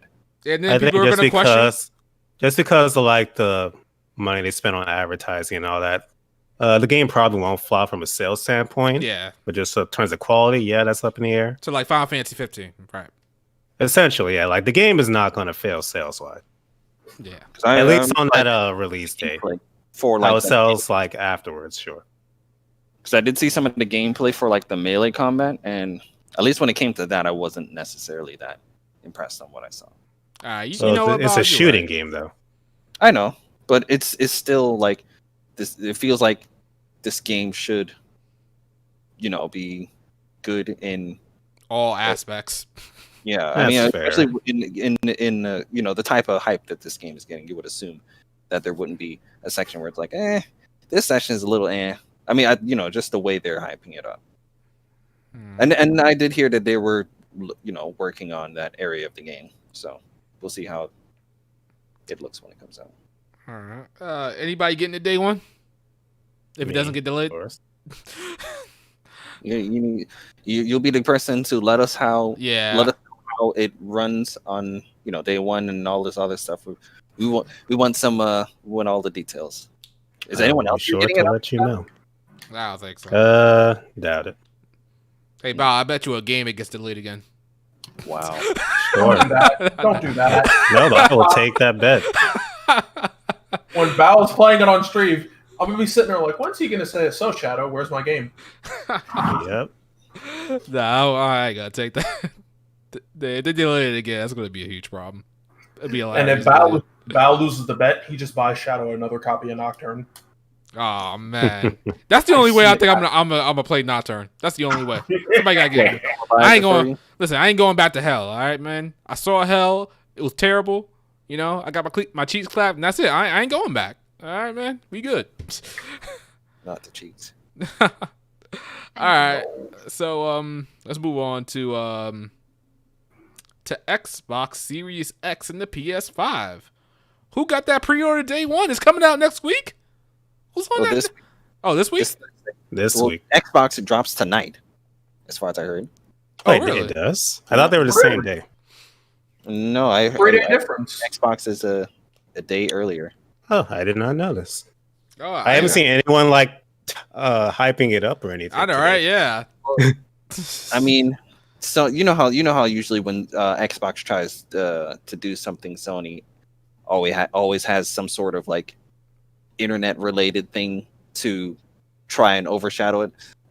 Currently, right now, what's going on is that Sony recently released like this little advertisement of Michael B. Jordan holding a DualSense in his hand, and he's talking about how he loves it. So it's kind of overshadowing the fact that the Xbox Series X drops tonight. There's also the fact that the Man X from Marvel vs. Capcom 2 to be on PS5. He did. Yeah, he said it. Like I saw the Instagram post, and I was like, he did not just do that. His Instagram post for a little while broke Instagram, but yeah, I mean, apparently, my friends are saying the Xbox Series X drops tonight, and PlayStation 5 this Thursday. I truly would not have known if you hadn't told me. Me either. We got Silence of Naruto in the chat. He's saying he going next gen. Acebreaker's going next gen. Oh man, what y'all getting? The PS5 or the Xbox? Y'all on that Xbox life, right? Y'all gonna get that Xbox, right? I'm poor.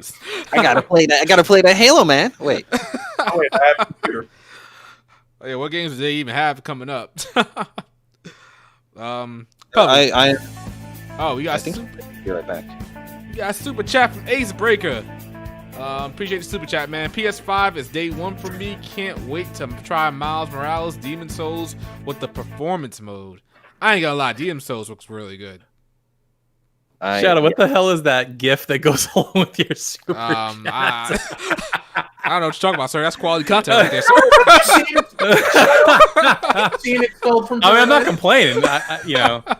Give me the sauce. Is what I'm saying. I need the sauce. Oh, you need that sauce? I got you. I'm sorry. I need the sauce. Yeah, I got you, man. Oh man, but yeah. So Demon Souls is really good. In regards to the panel that we have here, am I the only one getting it tonight? Hopping into next gen this week. I think I said earlier on the stream that if I can somehow find a pre-order, I will. But other than that, no. I will. It's like I want to go PS5, but I really want to trade in my PS4 and get the PS5 on the same days. But way it's looking right now is I could trade in my PS4 and just wait for GameStop to get it. How much do you want back for your PS5, and how much do you think you'll get back for your PS4? No, Sorry, for my PS4, I know what you meant. For my PS4, GameStop has it for 140, and then I got 3 Switch games that I'm never gonna play again. So I might as well just trade those again. Wait, hold up. What Switch games are these? Pokemon Sword and Shield and Dragon Quest XI-S. Ah. Are you really dropping Dragon Quest just because the PS4 version's coming? You mean the PC version is coming? Yes, sir. Oh my god! You know what he's gonna do with the PC version. He's gonna start modding the shit out of it, and then it's like there's gonna be an undeniable. That's going to be the best version to play. There already is. The PC version's already out though, isn't it? Nah, it comes out in December. He's talking about the enhanced version.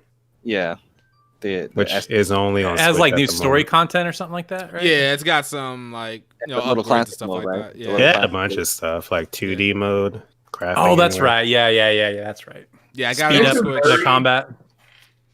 I remember a friend talking to me about Dragon Quest XI. Can't you only marry like one person in the base version, and then the enhanced version you actually get more options? I believe so. Yeah. That's true. Yeah. Yep. So I still don't know why they gave you that option, and then they said, "Yeah, one person." Yeah, so like if I was to get that, I could probably have gotten the PS4 for like 160. The discless PS4, the all digital one, which you guys know me, I'm on that digital life, so I'm good there. But yeah, I really wasn't like a lot of people tell me, oh, keep your PS4, but like, bro, I kept my PS3 and I barely went back to it. Like, why am I keeping this? Can you emulate a PS4? No, I mean I could play my PS4 games on the PS5. Not all of them. Like, okay, which ones can I play? There's 5 super niche games that don't work. Yeah. Exactly. Oh wow, so that's gonna be a big deal for me. It ain't the 5 super niche games. It's like, yeah, they'll boot on PS5, but they won't actually work. That's fine. See, that's a different argument though, because PS3 wasn't backwards compatible with PS4. It's like I still wouldn't sell mine off unless you have exhausted every single PS3 game you could ever want to play in your life. I pretty much did. And even so, I got my PC if I want to play PS3 games. So, Oh my! I may emulate games, but I emulate games I don't own. But yeah, like I said, I purchase games I don't own. But like I said, I never went back to my PS3. Like it's up there, literally collecting dust for like 5 years straight. I only went back for like a video I did like maybe a year ago for Cross Edge, and I got some gameplay. And see, that's the thing. When it comes to PlayStation 3, at least when it came to me, and still to this day, there are certain games that I want to go back and play on PS3 because they're stuck on PS3, like Tales of Xillia 1 and 2, Tales of Graces F, those things.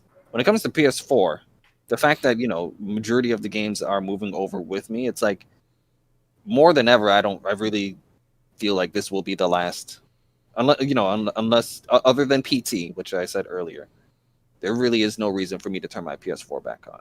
Like, exactly. At least there's a reason for me to turn my PS3 back on and play those games I mentioned. And for those games you mentioned, it is inevitable. Xillia 1 and 2 are going to get it. Yeah, I feel that's probably why I haven't gone back yet, because I feel like any day now, Bandai Namco just going to come out and say Tales of Xillia 1 and 2 definitive edition bundled together for $70 on PlayStation 5. I don't think Bandai's going to be that nice and put them both in one. No, they will. I don't know about that, Chief. I think if they want to get away with charging you the $70 that we're playing for PlayStation 5 games, they'll do it and say, "Well, you're getting 2 games. You're getting 2 games. You're gonna pay the $70, right? It's two full JRPG games." I think that's 2 full JRPGs and like a bunch of costumes and customization options. Yeah, I could see them doing that. Yeah, and then they'll probably release it like separately for like $35 or $34.99 each or some shit. I would say just wait for Tales of Arise to drop and see what happens after a couple of months after it comes out, and see. Unless you're like it's in line for you to play next, then I guess don't go ahead and play them on PS3. But if you can wait for Tales of Arise to drop and see what happens afterwards. Yeah. But yeah, people are always attached to their consoles. I'm like, you don't need to be attached to your PS4 now. There's no reason for you to keep your PS4 unless you got some type of sentimental, value to it or something like that. But there's no why keep it? Oh, it came out. It doesn't have a web browser. The PS5 doesn't have a web browser. Anybody who complaining about that, that's broke boy talk. I'm sorry. I just have to say that. Wait, what? The web browser is what you're talking about? Yeah, exactly. Who needs a web browser on their console nowadays? Who buys a console? Nobody. Nobody. You either broke as fuck or you a kid. And you want a web browser. I'm thinking about it. You might be onto something with that statement, because I feel like the only times I used my web browser on my PlayStation 4 was to watch Kiss Anime, which I got Crunchyroll now, and I barely watch anime now these days. Well, I'm a weirdo, so I actually read manga using that. Other than that, no. I know there's one site called Flixtor, and you can watch like a bunch of TV shows there and whatnot. So there's that. I vaguely still have a usage for the web browser on the place. I have zero use for any web browser. I heard. I'm seeing that announcement that it won't have a web browser might be not true. It don't even matter. Who still needs a web browser? Like I said, it's only kids. It's kids. It's like Ace Breaker said. What are you gonna do on the web browser? Watch porn. That's why kids want it. That's it. Well, kids nowadays I didn't even know the PS4 had a web browser still. That's what I said too. I was like, wait a minute. Oh yeah, every PlayStation since every PlayStation that came out after PS2 had a web browser up to now. I don't think anybody needs it. This is not going to be missed. It's not necessarily needed, but it does feel like yet another feature moving into the next gen is being taken away from us. Because you remember, moving from PS3 to PS4, they took away the ability to what's it called? Fucking MP3s and MP4s. Even though we have like that little media app for it, it doesn't necessarily work the same way. Yeah, that's true. Sometimes I can play some like I'll give my brother a movie to watch, and like sometimes he can't play it. I don't know what's going on there. Yeah, and I remember there was like a few other things. Like I don't know who the fuck really cared about Linux on PlayStation 3, but there were certain things on PS3. Those are truly weirdos who cared about Linux. But I remember, people ran Linux on PS3 to say, "Yo, I did it." Exactly, just to say, I don't even know what the hell Linux is. I don't even need to know. It's just an OS like anything else for a computer. So I think I asked this last time, and I'll keep asking it until it releases, which is pretty soon. Who do you guys think is going to come out ahead this holiday season? PS5. Switch. Nintendo always wins, don't they? Yeah, they always do. Yeah, I think like each monthly sales, Nintendo is always on top. I think Nintendo lapped the PS4, or it's coming close.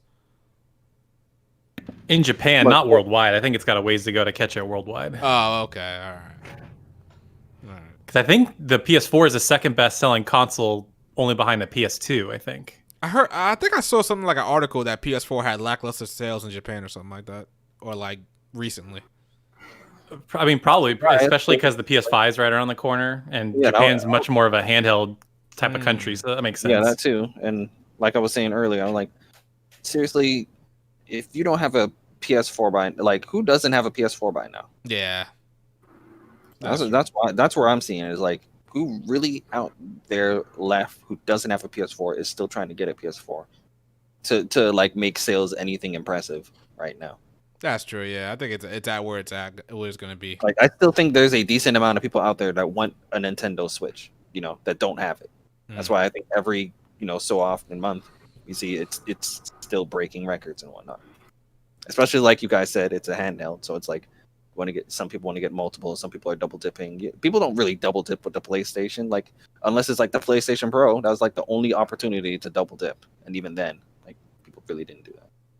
And I think this generation is going to be the generation that casuals and common people, they'll know 60 frames per second when they see it now. I think this is going to be the generation that's going to standardize 60 frames. Yeah, I see more games doing the making the performance and resolution mode a borderline standard I'm starting to see it a lot more. So I think I can agree with you. Yeah, because there are still some people out there that can't see the difference between 30 and 60, and they say that, oh, they don't mind 30, but I'm telling you, once you, like, what you need to do, if you think that way, what you need to do is take the leap. If you played it on PS4 and there's a PS5 version, take the leap, buy the game again, and see how you feel about 30 frames per second, especially if it's running at 60. Because it is a world of difference, because that's really what I'm seeing from these PS5 and Series X reviews, that these journalists, they're really seeing 60 frames for like the first time, you know? So I like I said, I think this is going to be the generation that 60 frames is standard. At least I hope so. Yeah, it seems like it. Like I was watching a lot of the Assassin's Creed Valhalla reviews today, and anybody that was playing it on next gen, it was at 60 frames a second. I'm like, that is super impressive, and how quick it loads for like how much is going on in those games.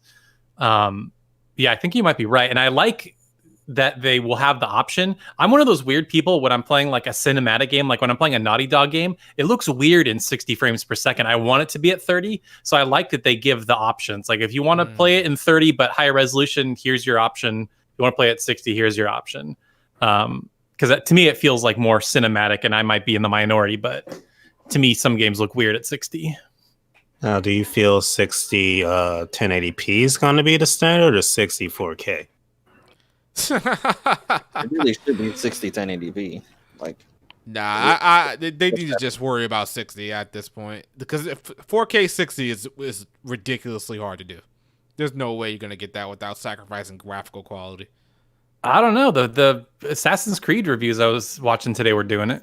It was 4K 60. with ray Some tracing? games have been 4K 60. Yeah, With ray tracing. that I don't know. I know. Yeah, now that's what I'm starting to see as the thing that, when they do the resolution and performance mode, that seems to be like the main thing they're removing to differentiate the two and get it to run at 60 now is ray tracing. That seems to be the main thing people are removing from their stuff now. So interesting. So what's interesting is that like all these reviews, people aren't playing new games because for the most part there aren't really all that many new PS5 or Series X games to play, and people are playing it. Web. I was gonna say, to be fair, that's been the case past couple gens. People always complain a couple weeks after release that there's no new games to play. Mm-hmm. That is true. But yeah, people are like, the reviewers are playing it and they're seeing 60 frames per second. It's like, oh, how good old games run on your new console. That's the first thing people do when they get a PC. They load up their old games to see how much better they run. So it's almost like they're these consoles are kind of mimicking PCs in a way. Correct me if I'm wrong, but did it come out that you can't stream in 4K 60 FPS on the PS5? Yeah, that did come out. I mean, So that's a thing. Not that anyone. I don't know if people here care about that, because like I don't have a 4K TV. I was just about to say that again. I don't think anybody has a 4K TV to be know. talking like that. Wait, did you say streaming? I don't know if anybody streams in 4K. Like streaming at 4K is kind of like ridiculous. I have a 4K TV, but I never planned to stream in 4K. We're now recording. Now, if they said you can't record in 4K or HDR and all that stuff, I would have been mad. But apparently, you can. So, because I saw people canceling their pre-orders and stuff over it. Like, yeah, that's. Did they even have the internet to be streaming in 4K? Like, come on now, you're gonna need godly internet to be streaming in 4K. Like, some people probably do have it, but then it becomes a matter of like, oh, do you have the technology? Like, do you have the means to do that consistently?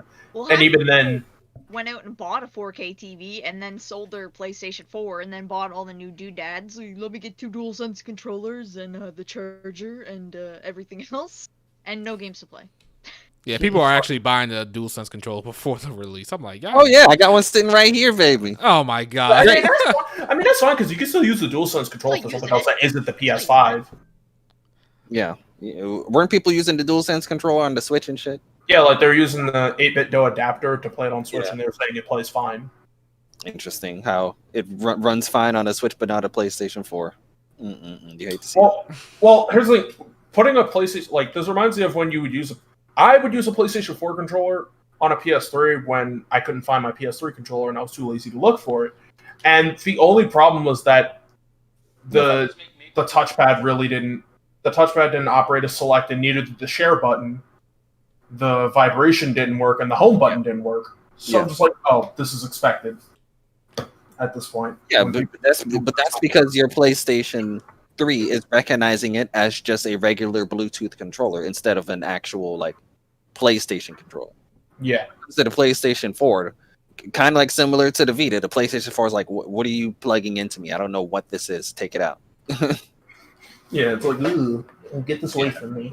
Which is like, it's so backwards thinking, because it's like, even if you don't have a PlayStation 5 yet, like myself, and I know a decent amount of people, not anyone here, but I know a decent amount of people, they are not happy with the DualShock 4 right now, So they're going to eventually get a PlayStation 5, so they probably would have bought a DualSense and used it on their PlayStation 4 until they got a PlayStation 5, if it was like actually compatible. Like we all know they can make it compatible with one firmware update.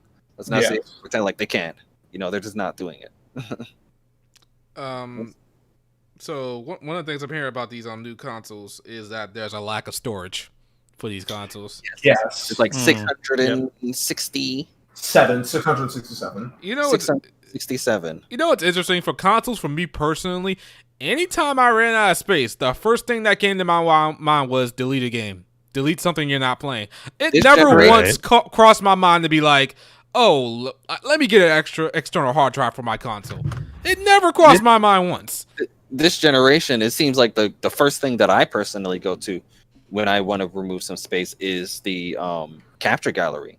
I go straight to my footage and look. Oh, what did you look at there? Fucking like 75 gigs worth of fucking fishing footage in Cold Steel 4. I was about to say, I was like, what did you capture on your PS4 as 75 gigabytes? Goddamn. Yeah, there is I don't think a lot of people realize that their capture gallery, is that there's a lot of footage in there that you guys should be deleting. Your Tekken matches from 2016. Go ahead and delete all that shit. It's taking up a lot of space too. At least over, I'm estimating you guys have this shit. It's probably taking at least over 40 to 50 to 70 gigs worth of shit. You could easily get back off of that game right there. A regular game. Yeah, I think people are a little bit too they too stingy with their games. Yeah, and people. I was saying this in the chat earlier this week. A lot of people are just when you compare it to people who buy physical games, they like to see their physical games around them and whatnot. It makes them feel good and whatnot. It's a similar mindset with digital with some of these people, where they want to have all of their digital games ready to go right there if they want to play it, right now. Mm-hmm. It's this thing called digital hoarding, kind of. Yep. If you're not necessarily playing it right now, you don't really need it on your hard drive. Exactly. Right? The only game you really need on the hard drive is the game that you're currently playing. Literally everything else doesn't fucking matter unless obviously you are someone that plays competitive games, like what me and Sosuke were talking about. Sosuke plays. You said you play 7 different fighting competitive games? Almost 7 different fighting games. I play Monster Hunter World. I play Monster Hunter World. Yeah, and obviously your co-op games, and then maybe your games that have DLC when they come out and whatnot. But yeah, even then, it's just I don't know, for someone like me that I don't game juggle that much, So it's I may have one competitive game in my rotation of games. One competitive, one single player, one classic. They're all probably on different shit anyway. Yeah, it's interesting because all right. So Asbel Lant in the chat says I don't delete my digital games because it takes weeks for them to download. So yeah, there could be some people out there with some spotty internet. I know maybe that was the case for me while I was on PS3. It took forever for games to install and games to download. So when I went to go free up space, I was a little bit cautious on what to delete. That. Especially back in the PS3 era. Oof. Yeah. Oh, man, installing games on PS3 was a nightmare. Yeah. Yeah. People want to play, people in this generation and moving on to the next where you have spotty internet. I understand your pain as well. And you are the people that should be, getting those external hard drives and whatnot. Mm-hmm. It does suck that, day one, apparently with the PlayStation 5, it's not going to work And apparently, it's not external. It's not external specifically. It's just SSDs only. the internal SSDs that you can like pop in there. Like you can you can get an external HDD, but like the actual SSD, like if you were to get one, like day one with it, it won't work out the gate. Only HDDs will apparently. Really? Wait. So I heard that PS5 games themselves have to be loaded off the SSD. That's what I heard.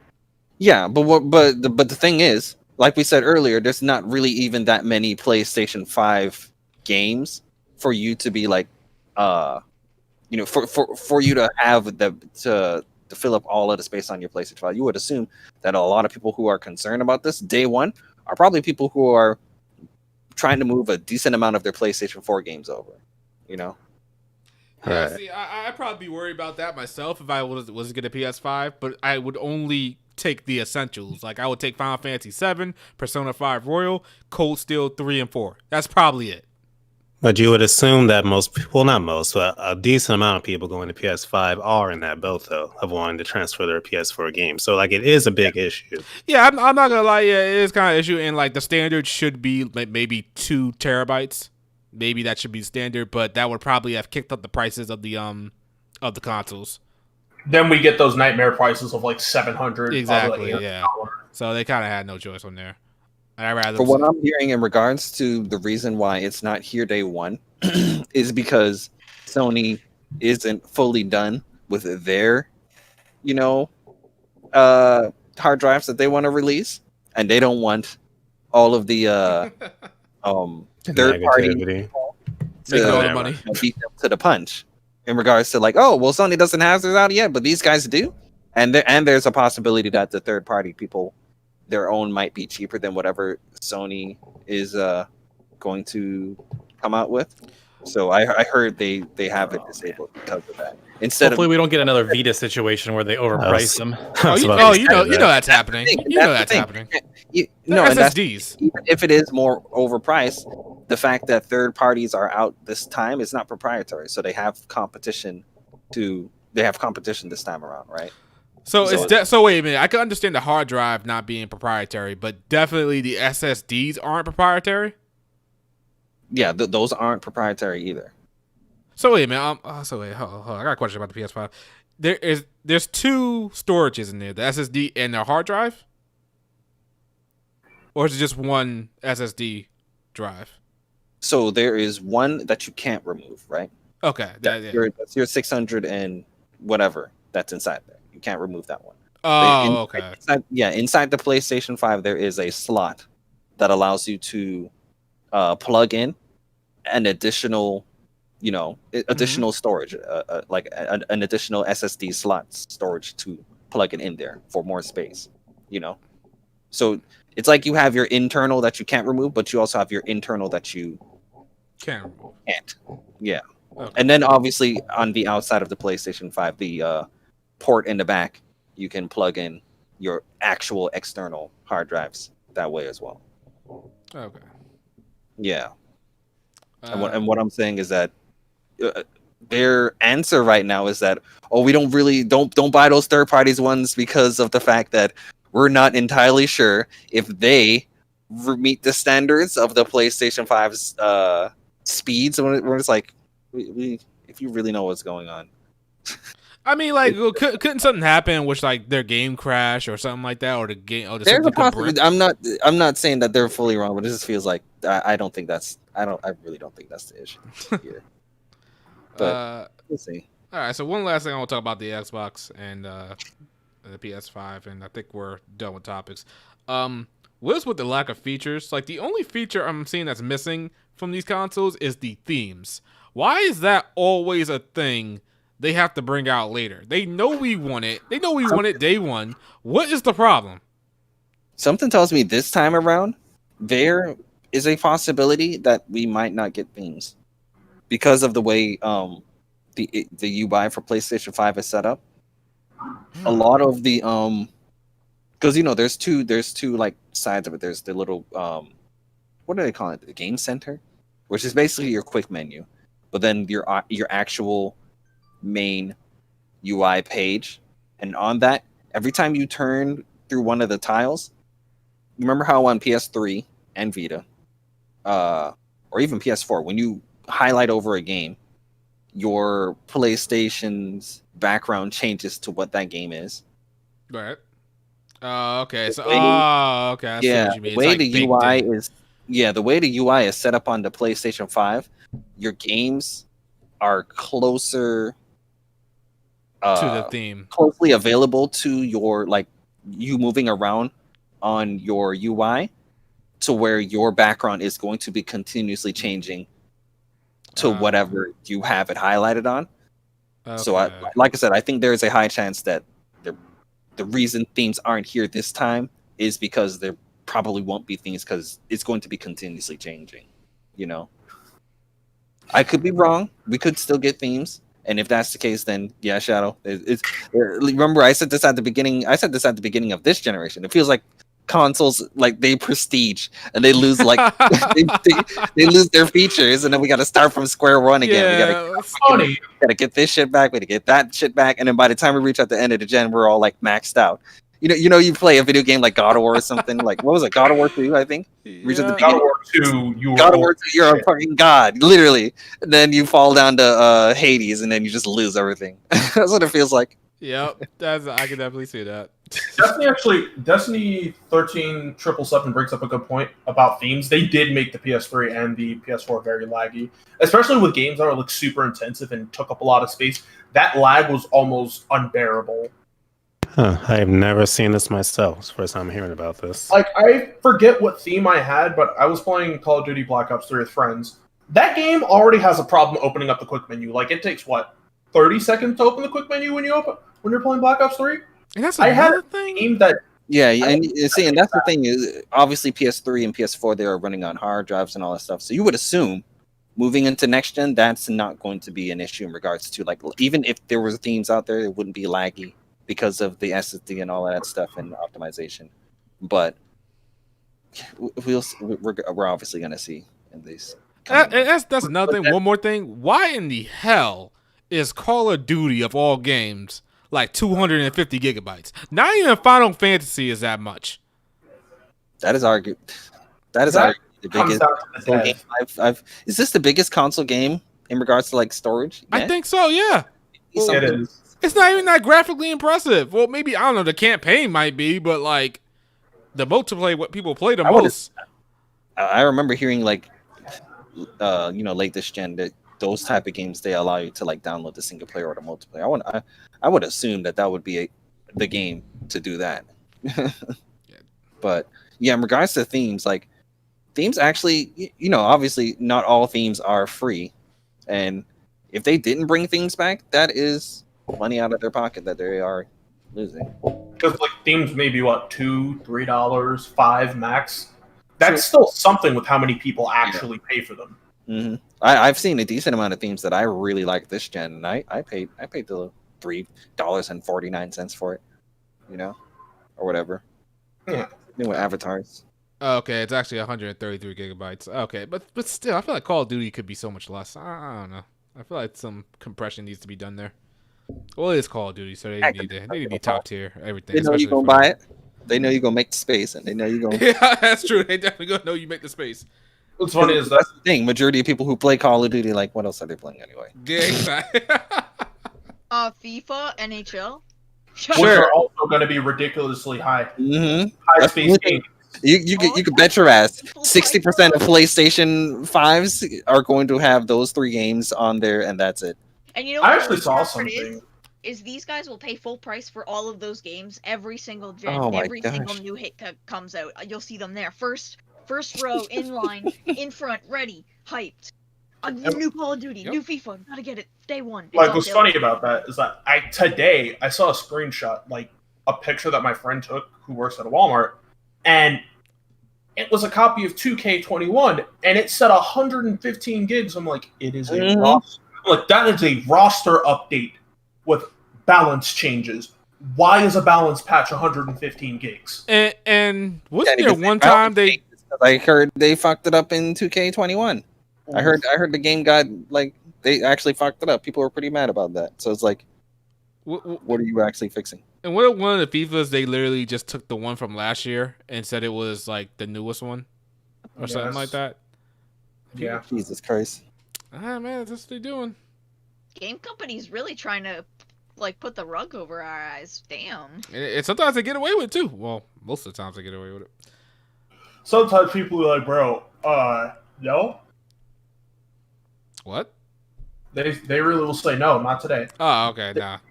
You are making me pay for something that I shouldn't pay this much for. Like the Pokemon expansions. All right, guys. I think we're Sir, that's actual content. content that should have been in the game to begin with. All right, so I think we're good with the podcast. That's the episode, guys. We got I think we hit the 2-hour mark. Good talk. Good talk. All right. Pelvic, where have you been? I've been listening. I had nothing to contribute. I was just like, very good talk. I was like an audience member for a moment. We talked like, to okay. Shitun in the I'm start. sure you have thoughts on the PS5. No, I don't actually. She can't I'm get not day getting one. it. I'm not getting one right away. Because my thing is like PS5. Like every console generation, one, there's issues with the hardware, and then two, the biggest reason for me personally is there's no games I care for on it. Like I can't think of a single game that's coming out on the PS5 on launch that I want to play. So basically, Pelvic, what you're saying is people who are buying it now are beta testers. I mean, you said it. My champions. So usually, how long does it take you? How long does it take me? It takes me when there's like a sufficient number of games that are on the PS5 that I want to play. Honestly, I'm saying, give me like a number in regards to like years. You would say average. like PS4. I got it on my I think I got like 4 years in. I got my PS4. Damn. What about You know. Damn. I mean, also like something that factors in for me personally is when I have a bunch of games to play. Why do I need to buy new ones? And if these new games that are coming out are obviously for the new consoles, I don't need to buy them. Again, I have a slew of games I still need to play. I'm not done with my PlayStation 4 is nowhere near being retired, right? You know what I'm But the saying? thing is, you can play all your PS4 games on PS5. Okay, but that means I have to shell out $500. Yeah, that's true. Yeah, Or good point. I could just play on my PS4, do that, and like there's just like my thing is when Nier Automata 2 gets announced on PS5, then and only then will I buy like a PlayStation 5 right away. You know what I mean? Like my PS3, I didn't get right away. The last console I bought right away was my Nintendo Switch because of the games, namely Breath of the Wild. You know, I'm a diehard Zelda fan. You know, you put Zelda on that shit, absolutely, I'm gonna buy it, no questions asked. But you know, Tales of Arise will come out on PS4. Yeah, you know, true. Bravely. You know what I mean? Like just. Yep. Next Nier game might come out on PS4 as well. I'm sorry. Yeah. No, it probably is. Actually, I'm confident it is. I actually Yeah. got one more question about that, but I'm gonna leave that for next time. You know what? Actually, no, because I got the Snow Edition, like the $200 edition near shit. I think they give you an option for PS4 or PS5. Huh. Yeah. I wonder which one I got now. Yeah, it's called White Snow. Oh crap! Which version did I get? I hope Wait, I is got that Nier PS5. remake coming to PS5? I didn't know that. No. Oh, yes, that one. Yeah. I think so. Hold on, let me make it. Now you got me questioning myself. I think it will be. Hold on. Okay, it says your platform. Oh no, it's not. I lied. It's not. It says your platform. It says PlayStation 4, Xbox One, and Steam. So PS5 is not an option. Oh. That's why I think- Hold on. It says it's $160. I thought it was $200. You know what? Probably because of tax, and I just rounded it up. Okay. For a second, I was like, wait a minute. They lower the price, and I'm paying $200. Got all up in arms, but no. Never mind. Point is, though, it's coming out on PlayStation 4. And again, my biggest reason for consoles, if there are no games that I don't care for on the system, I'm not going to buy it. Like, I don't care what the specs are. You know, you can watch, like, it just doesn't matter. My PlayStation 4, I could watch Hulu, I could watch Crunchyroll, I have games to play on it, whatever, you know? I have no reason to get a PlayStation 5. None. All right, fair enough, Mel. So we're gonna close out the podcast. Riku, I believe you got a little announcement to make, man. Yes, I do. Go ahead, So, bro. as you guys know, I am giving, or we are giving away a free copy of The Legend of Heroes: Trails of Cold Steel 4 Limited Edition. I just tweeted it right now. You can check on my Twitter. There will be instructions on how to enter the giveaway, and one of them is to follow all of the core members of the HPMP podcast and just answer the questions below with the hashtag. Who is your favorite Trails character? What's your favorite craft? And what is your favorite S-craft? That's all you got to do. Just reply to that second tweet, and then next week Sunday, even if there isn't an episode, I will announce the winner, and then whenever we do the next episode, I will say the congratulate the winner, whoever that was on that Sunday. So yeah, go check out the tweet. Go ahead and follow all the people here, except for, well, I was gonna say except for Blake because he's not here. But yeah, go follow your boy West Town as well, even though he's a busy boy. He's still a core member. So yeah. And Sosuke, you can't be in there because I heard you didn't play no That's what YouTube is for. Oh God!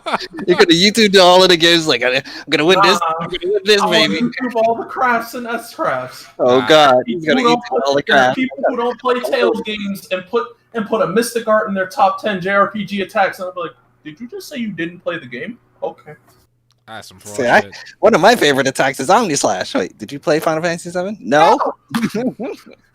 Wow. That would make me mad. That would make you mad? Jeez. All right, so that giveaway, you guys heard it. Go to Riku's tweet if you want a chance of winning a limited edition of Trails of Cold Steel 4. All right. Yeah, I'll see if I can post that inside the YouTube comment section as well for you guys. Yeah, I'm gonna see if I can do that. Put it on the pinned comment. Yes. All right, guys. Let's go to our outros. Go right ahead, Taylor. Yeah. So, you can check me out on the Gaming Shelf on YouTube, and me and Shadow also do a podcast together called the Giant Sword Podcast, very JRPG centric with our buddy Nick. So check that out as well. And if you're curious about Yakuza, I just put out a review today. So yeah, go give it a watch. All right, Riku. Riku Stun One, the only one here. Man, Cold Steel 4 is phenomenal, people. I love it so much. 244 hours and 50 minutes and 7 seconds into. This man got the game up right now. He's playing it right now. I am not playing it right now, okay? I respect the podcast, and I decided not to play, unlike some people here. That Sega Bass Fishing hit different. I definitely will be getting to it after. Wait, are we playing Among Us or some shit like that? Oh God. Anyway. Yeah. Go ahead, Riku. Yeah. Yes. So I'm enjoying the game. Fucking phenomenal. I love it so much, and I will end it there. Pelvic, go ahead and tell them about the stream. Oh, me? I get to? Yeah. Yay. Okay, so what's up? I'm so honored to tell everyone that after this podcast, you guys should stick around because we are going to play Among Us. Everybody knows what that game is. It's pretty much murdering your friends and lying to your other friends' faces and pinning it on others, which I love that shit.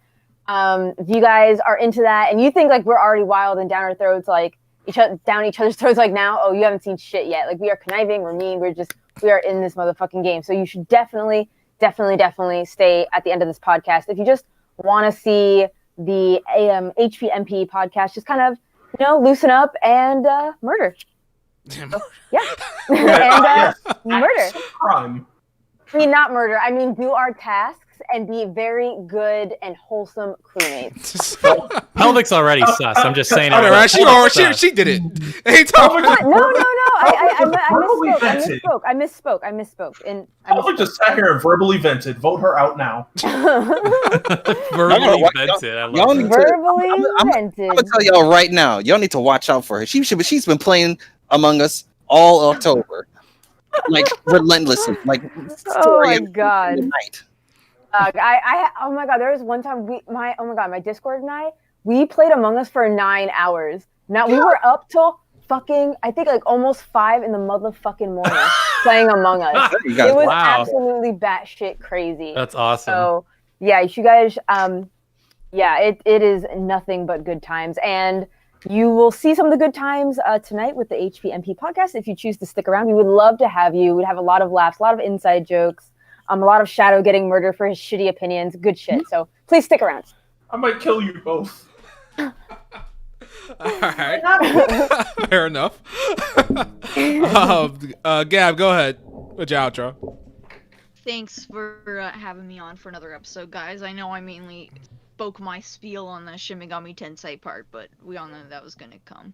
If you want to find me, pretty much all of my Twitch, YouTube, Twitter, Instagram, all that stuff is GabMew. So if you want to check it out, links are probably gonna be down below. All right, Bao. Thanks for having me on as always. You guys can find me on YouTube at Bowser Carriga, Twitter and Twitch at Real Bowser Carriga. And just so you know, 200 plus hours in Code Seal 4 is not normal. Riku is a different one. Hey, you leave me alone. He's a hardcore gamer. He's Whoa. You take that back. And I look forward to murdering you all in Among Us soon. Oh man, he's sus too. I hope I'm not the murderer first, because I'm not gonna know what the fuck. I know, I'm scared, dog. If you're the murderer first, I'm in trouble. I'm like, oh, Shadow. You That's the don't thing, own though. your There's a high PS5. chance for you to be the imposter. What? I said there's a high chance for him to be the imposter. I've seen a decent amount of like sessions where the newbie is like the first round. The newbie is the imposter. See, I haven't experienced that yet. Wait. Yeah. Shadow for I'm taking advantage of Shadow, that. you did buy Oh, bitch, let's Shadow, go. Cherry. Let's fucking We are popping go. that Among Us cherry tonight. Dog, I am fucking hyped. This is more of a reason for everybody to stick around. This is gonna be fucking fire. Oh, I'm fucking pumped. I am pumped. Jesus Christ. Sosuke, go ahead, man. If you enjoyed the little things I got to say here and there, you can catch me on Twitch at Sosuke the One Ring Gamer and on Twitter at RSUSosuke. Twitter is just random things that usually come from my head, but on Twitch I usually have something a little more to say, especially when I'm playing a good game. Also, play Tales of Despair. This game's amazing. All right, I believe that is everybody. I didn't get a plug. What? I didn't get a plug. I just plugged the Among Us stream. Oh, okay. I thought you did the outro too in that. Oh, I thought. Go ahead, pal. Go ahead, pal. Hey guys, it's me again. It's your girl, Lady Pelvic of Pelvic Gaming. Please check out my channel, Pelvic Gaming on YouTube, and I think it's Pelvic. No, it's Lady Pelvic on Twitter. I'm pretty active on there. Right now my Twitter is just full of bitching about Final Fantasy or after here. So if you're about that life, feel free to check it out. And again, I'm trying to get 30,000 subscribers before the year ends, and I'm 1,100 away. So I have about 2 months left. So please consider subscribing. Okay, I'm done. All right, you guys, that's it for now. We are out of here. You guys know me, Shadow Elite. Gonna be changing the name soon if you haven't heard already. Still gonna be Shadow. Planning to upload 2 videos this week, and if I don't, hold me to it. At me on Twitter, go on my Discord, and tell me why I'm being a bum and not uploading videos. All right, we out of here, dog, guys. Peace. Roast him. Where are we playing Among Us at though? I figured it was here. Yeah, we're playing it here, but I think I'm gonna do. Oh, a you're separate canceling. stream. Yeah. Just gonna restart the stream. Okay. Yeah. I wanna So do real that. quick, everybody, the Among Us stream is still going to be here. Hold on, before you cut it, yep. Just because people were questioning in the chat. So the Among Us stream will be here. Give us what's your estimate, Shadow? Probably like 20 minutes. Okay, so 20 minutes. 20 minutes. 20 minutes. Yeah, 20 minutes. 20 minutes. Yeah. All right, so 20 minutes. Feel free to come back. It will be a lot of fun, and I hope to see a lot of familiar faces in the chat. Okay. All right, Shadow. You have my blessing to end the stream now. Thank you, Public. I needed that. Thank you. People know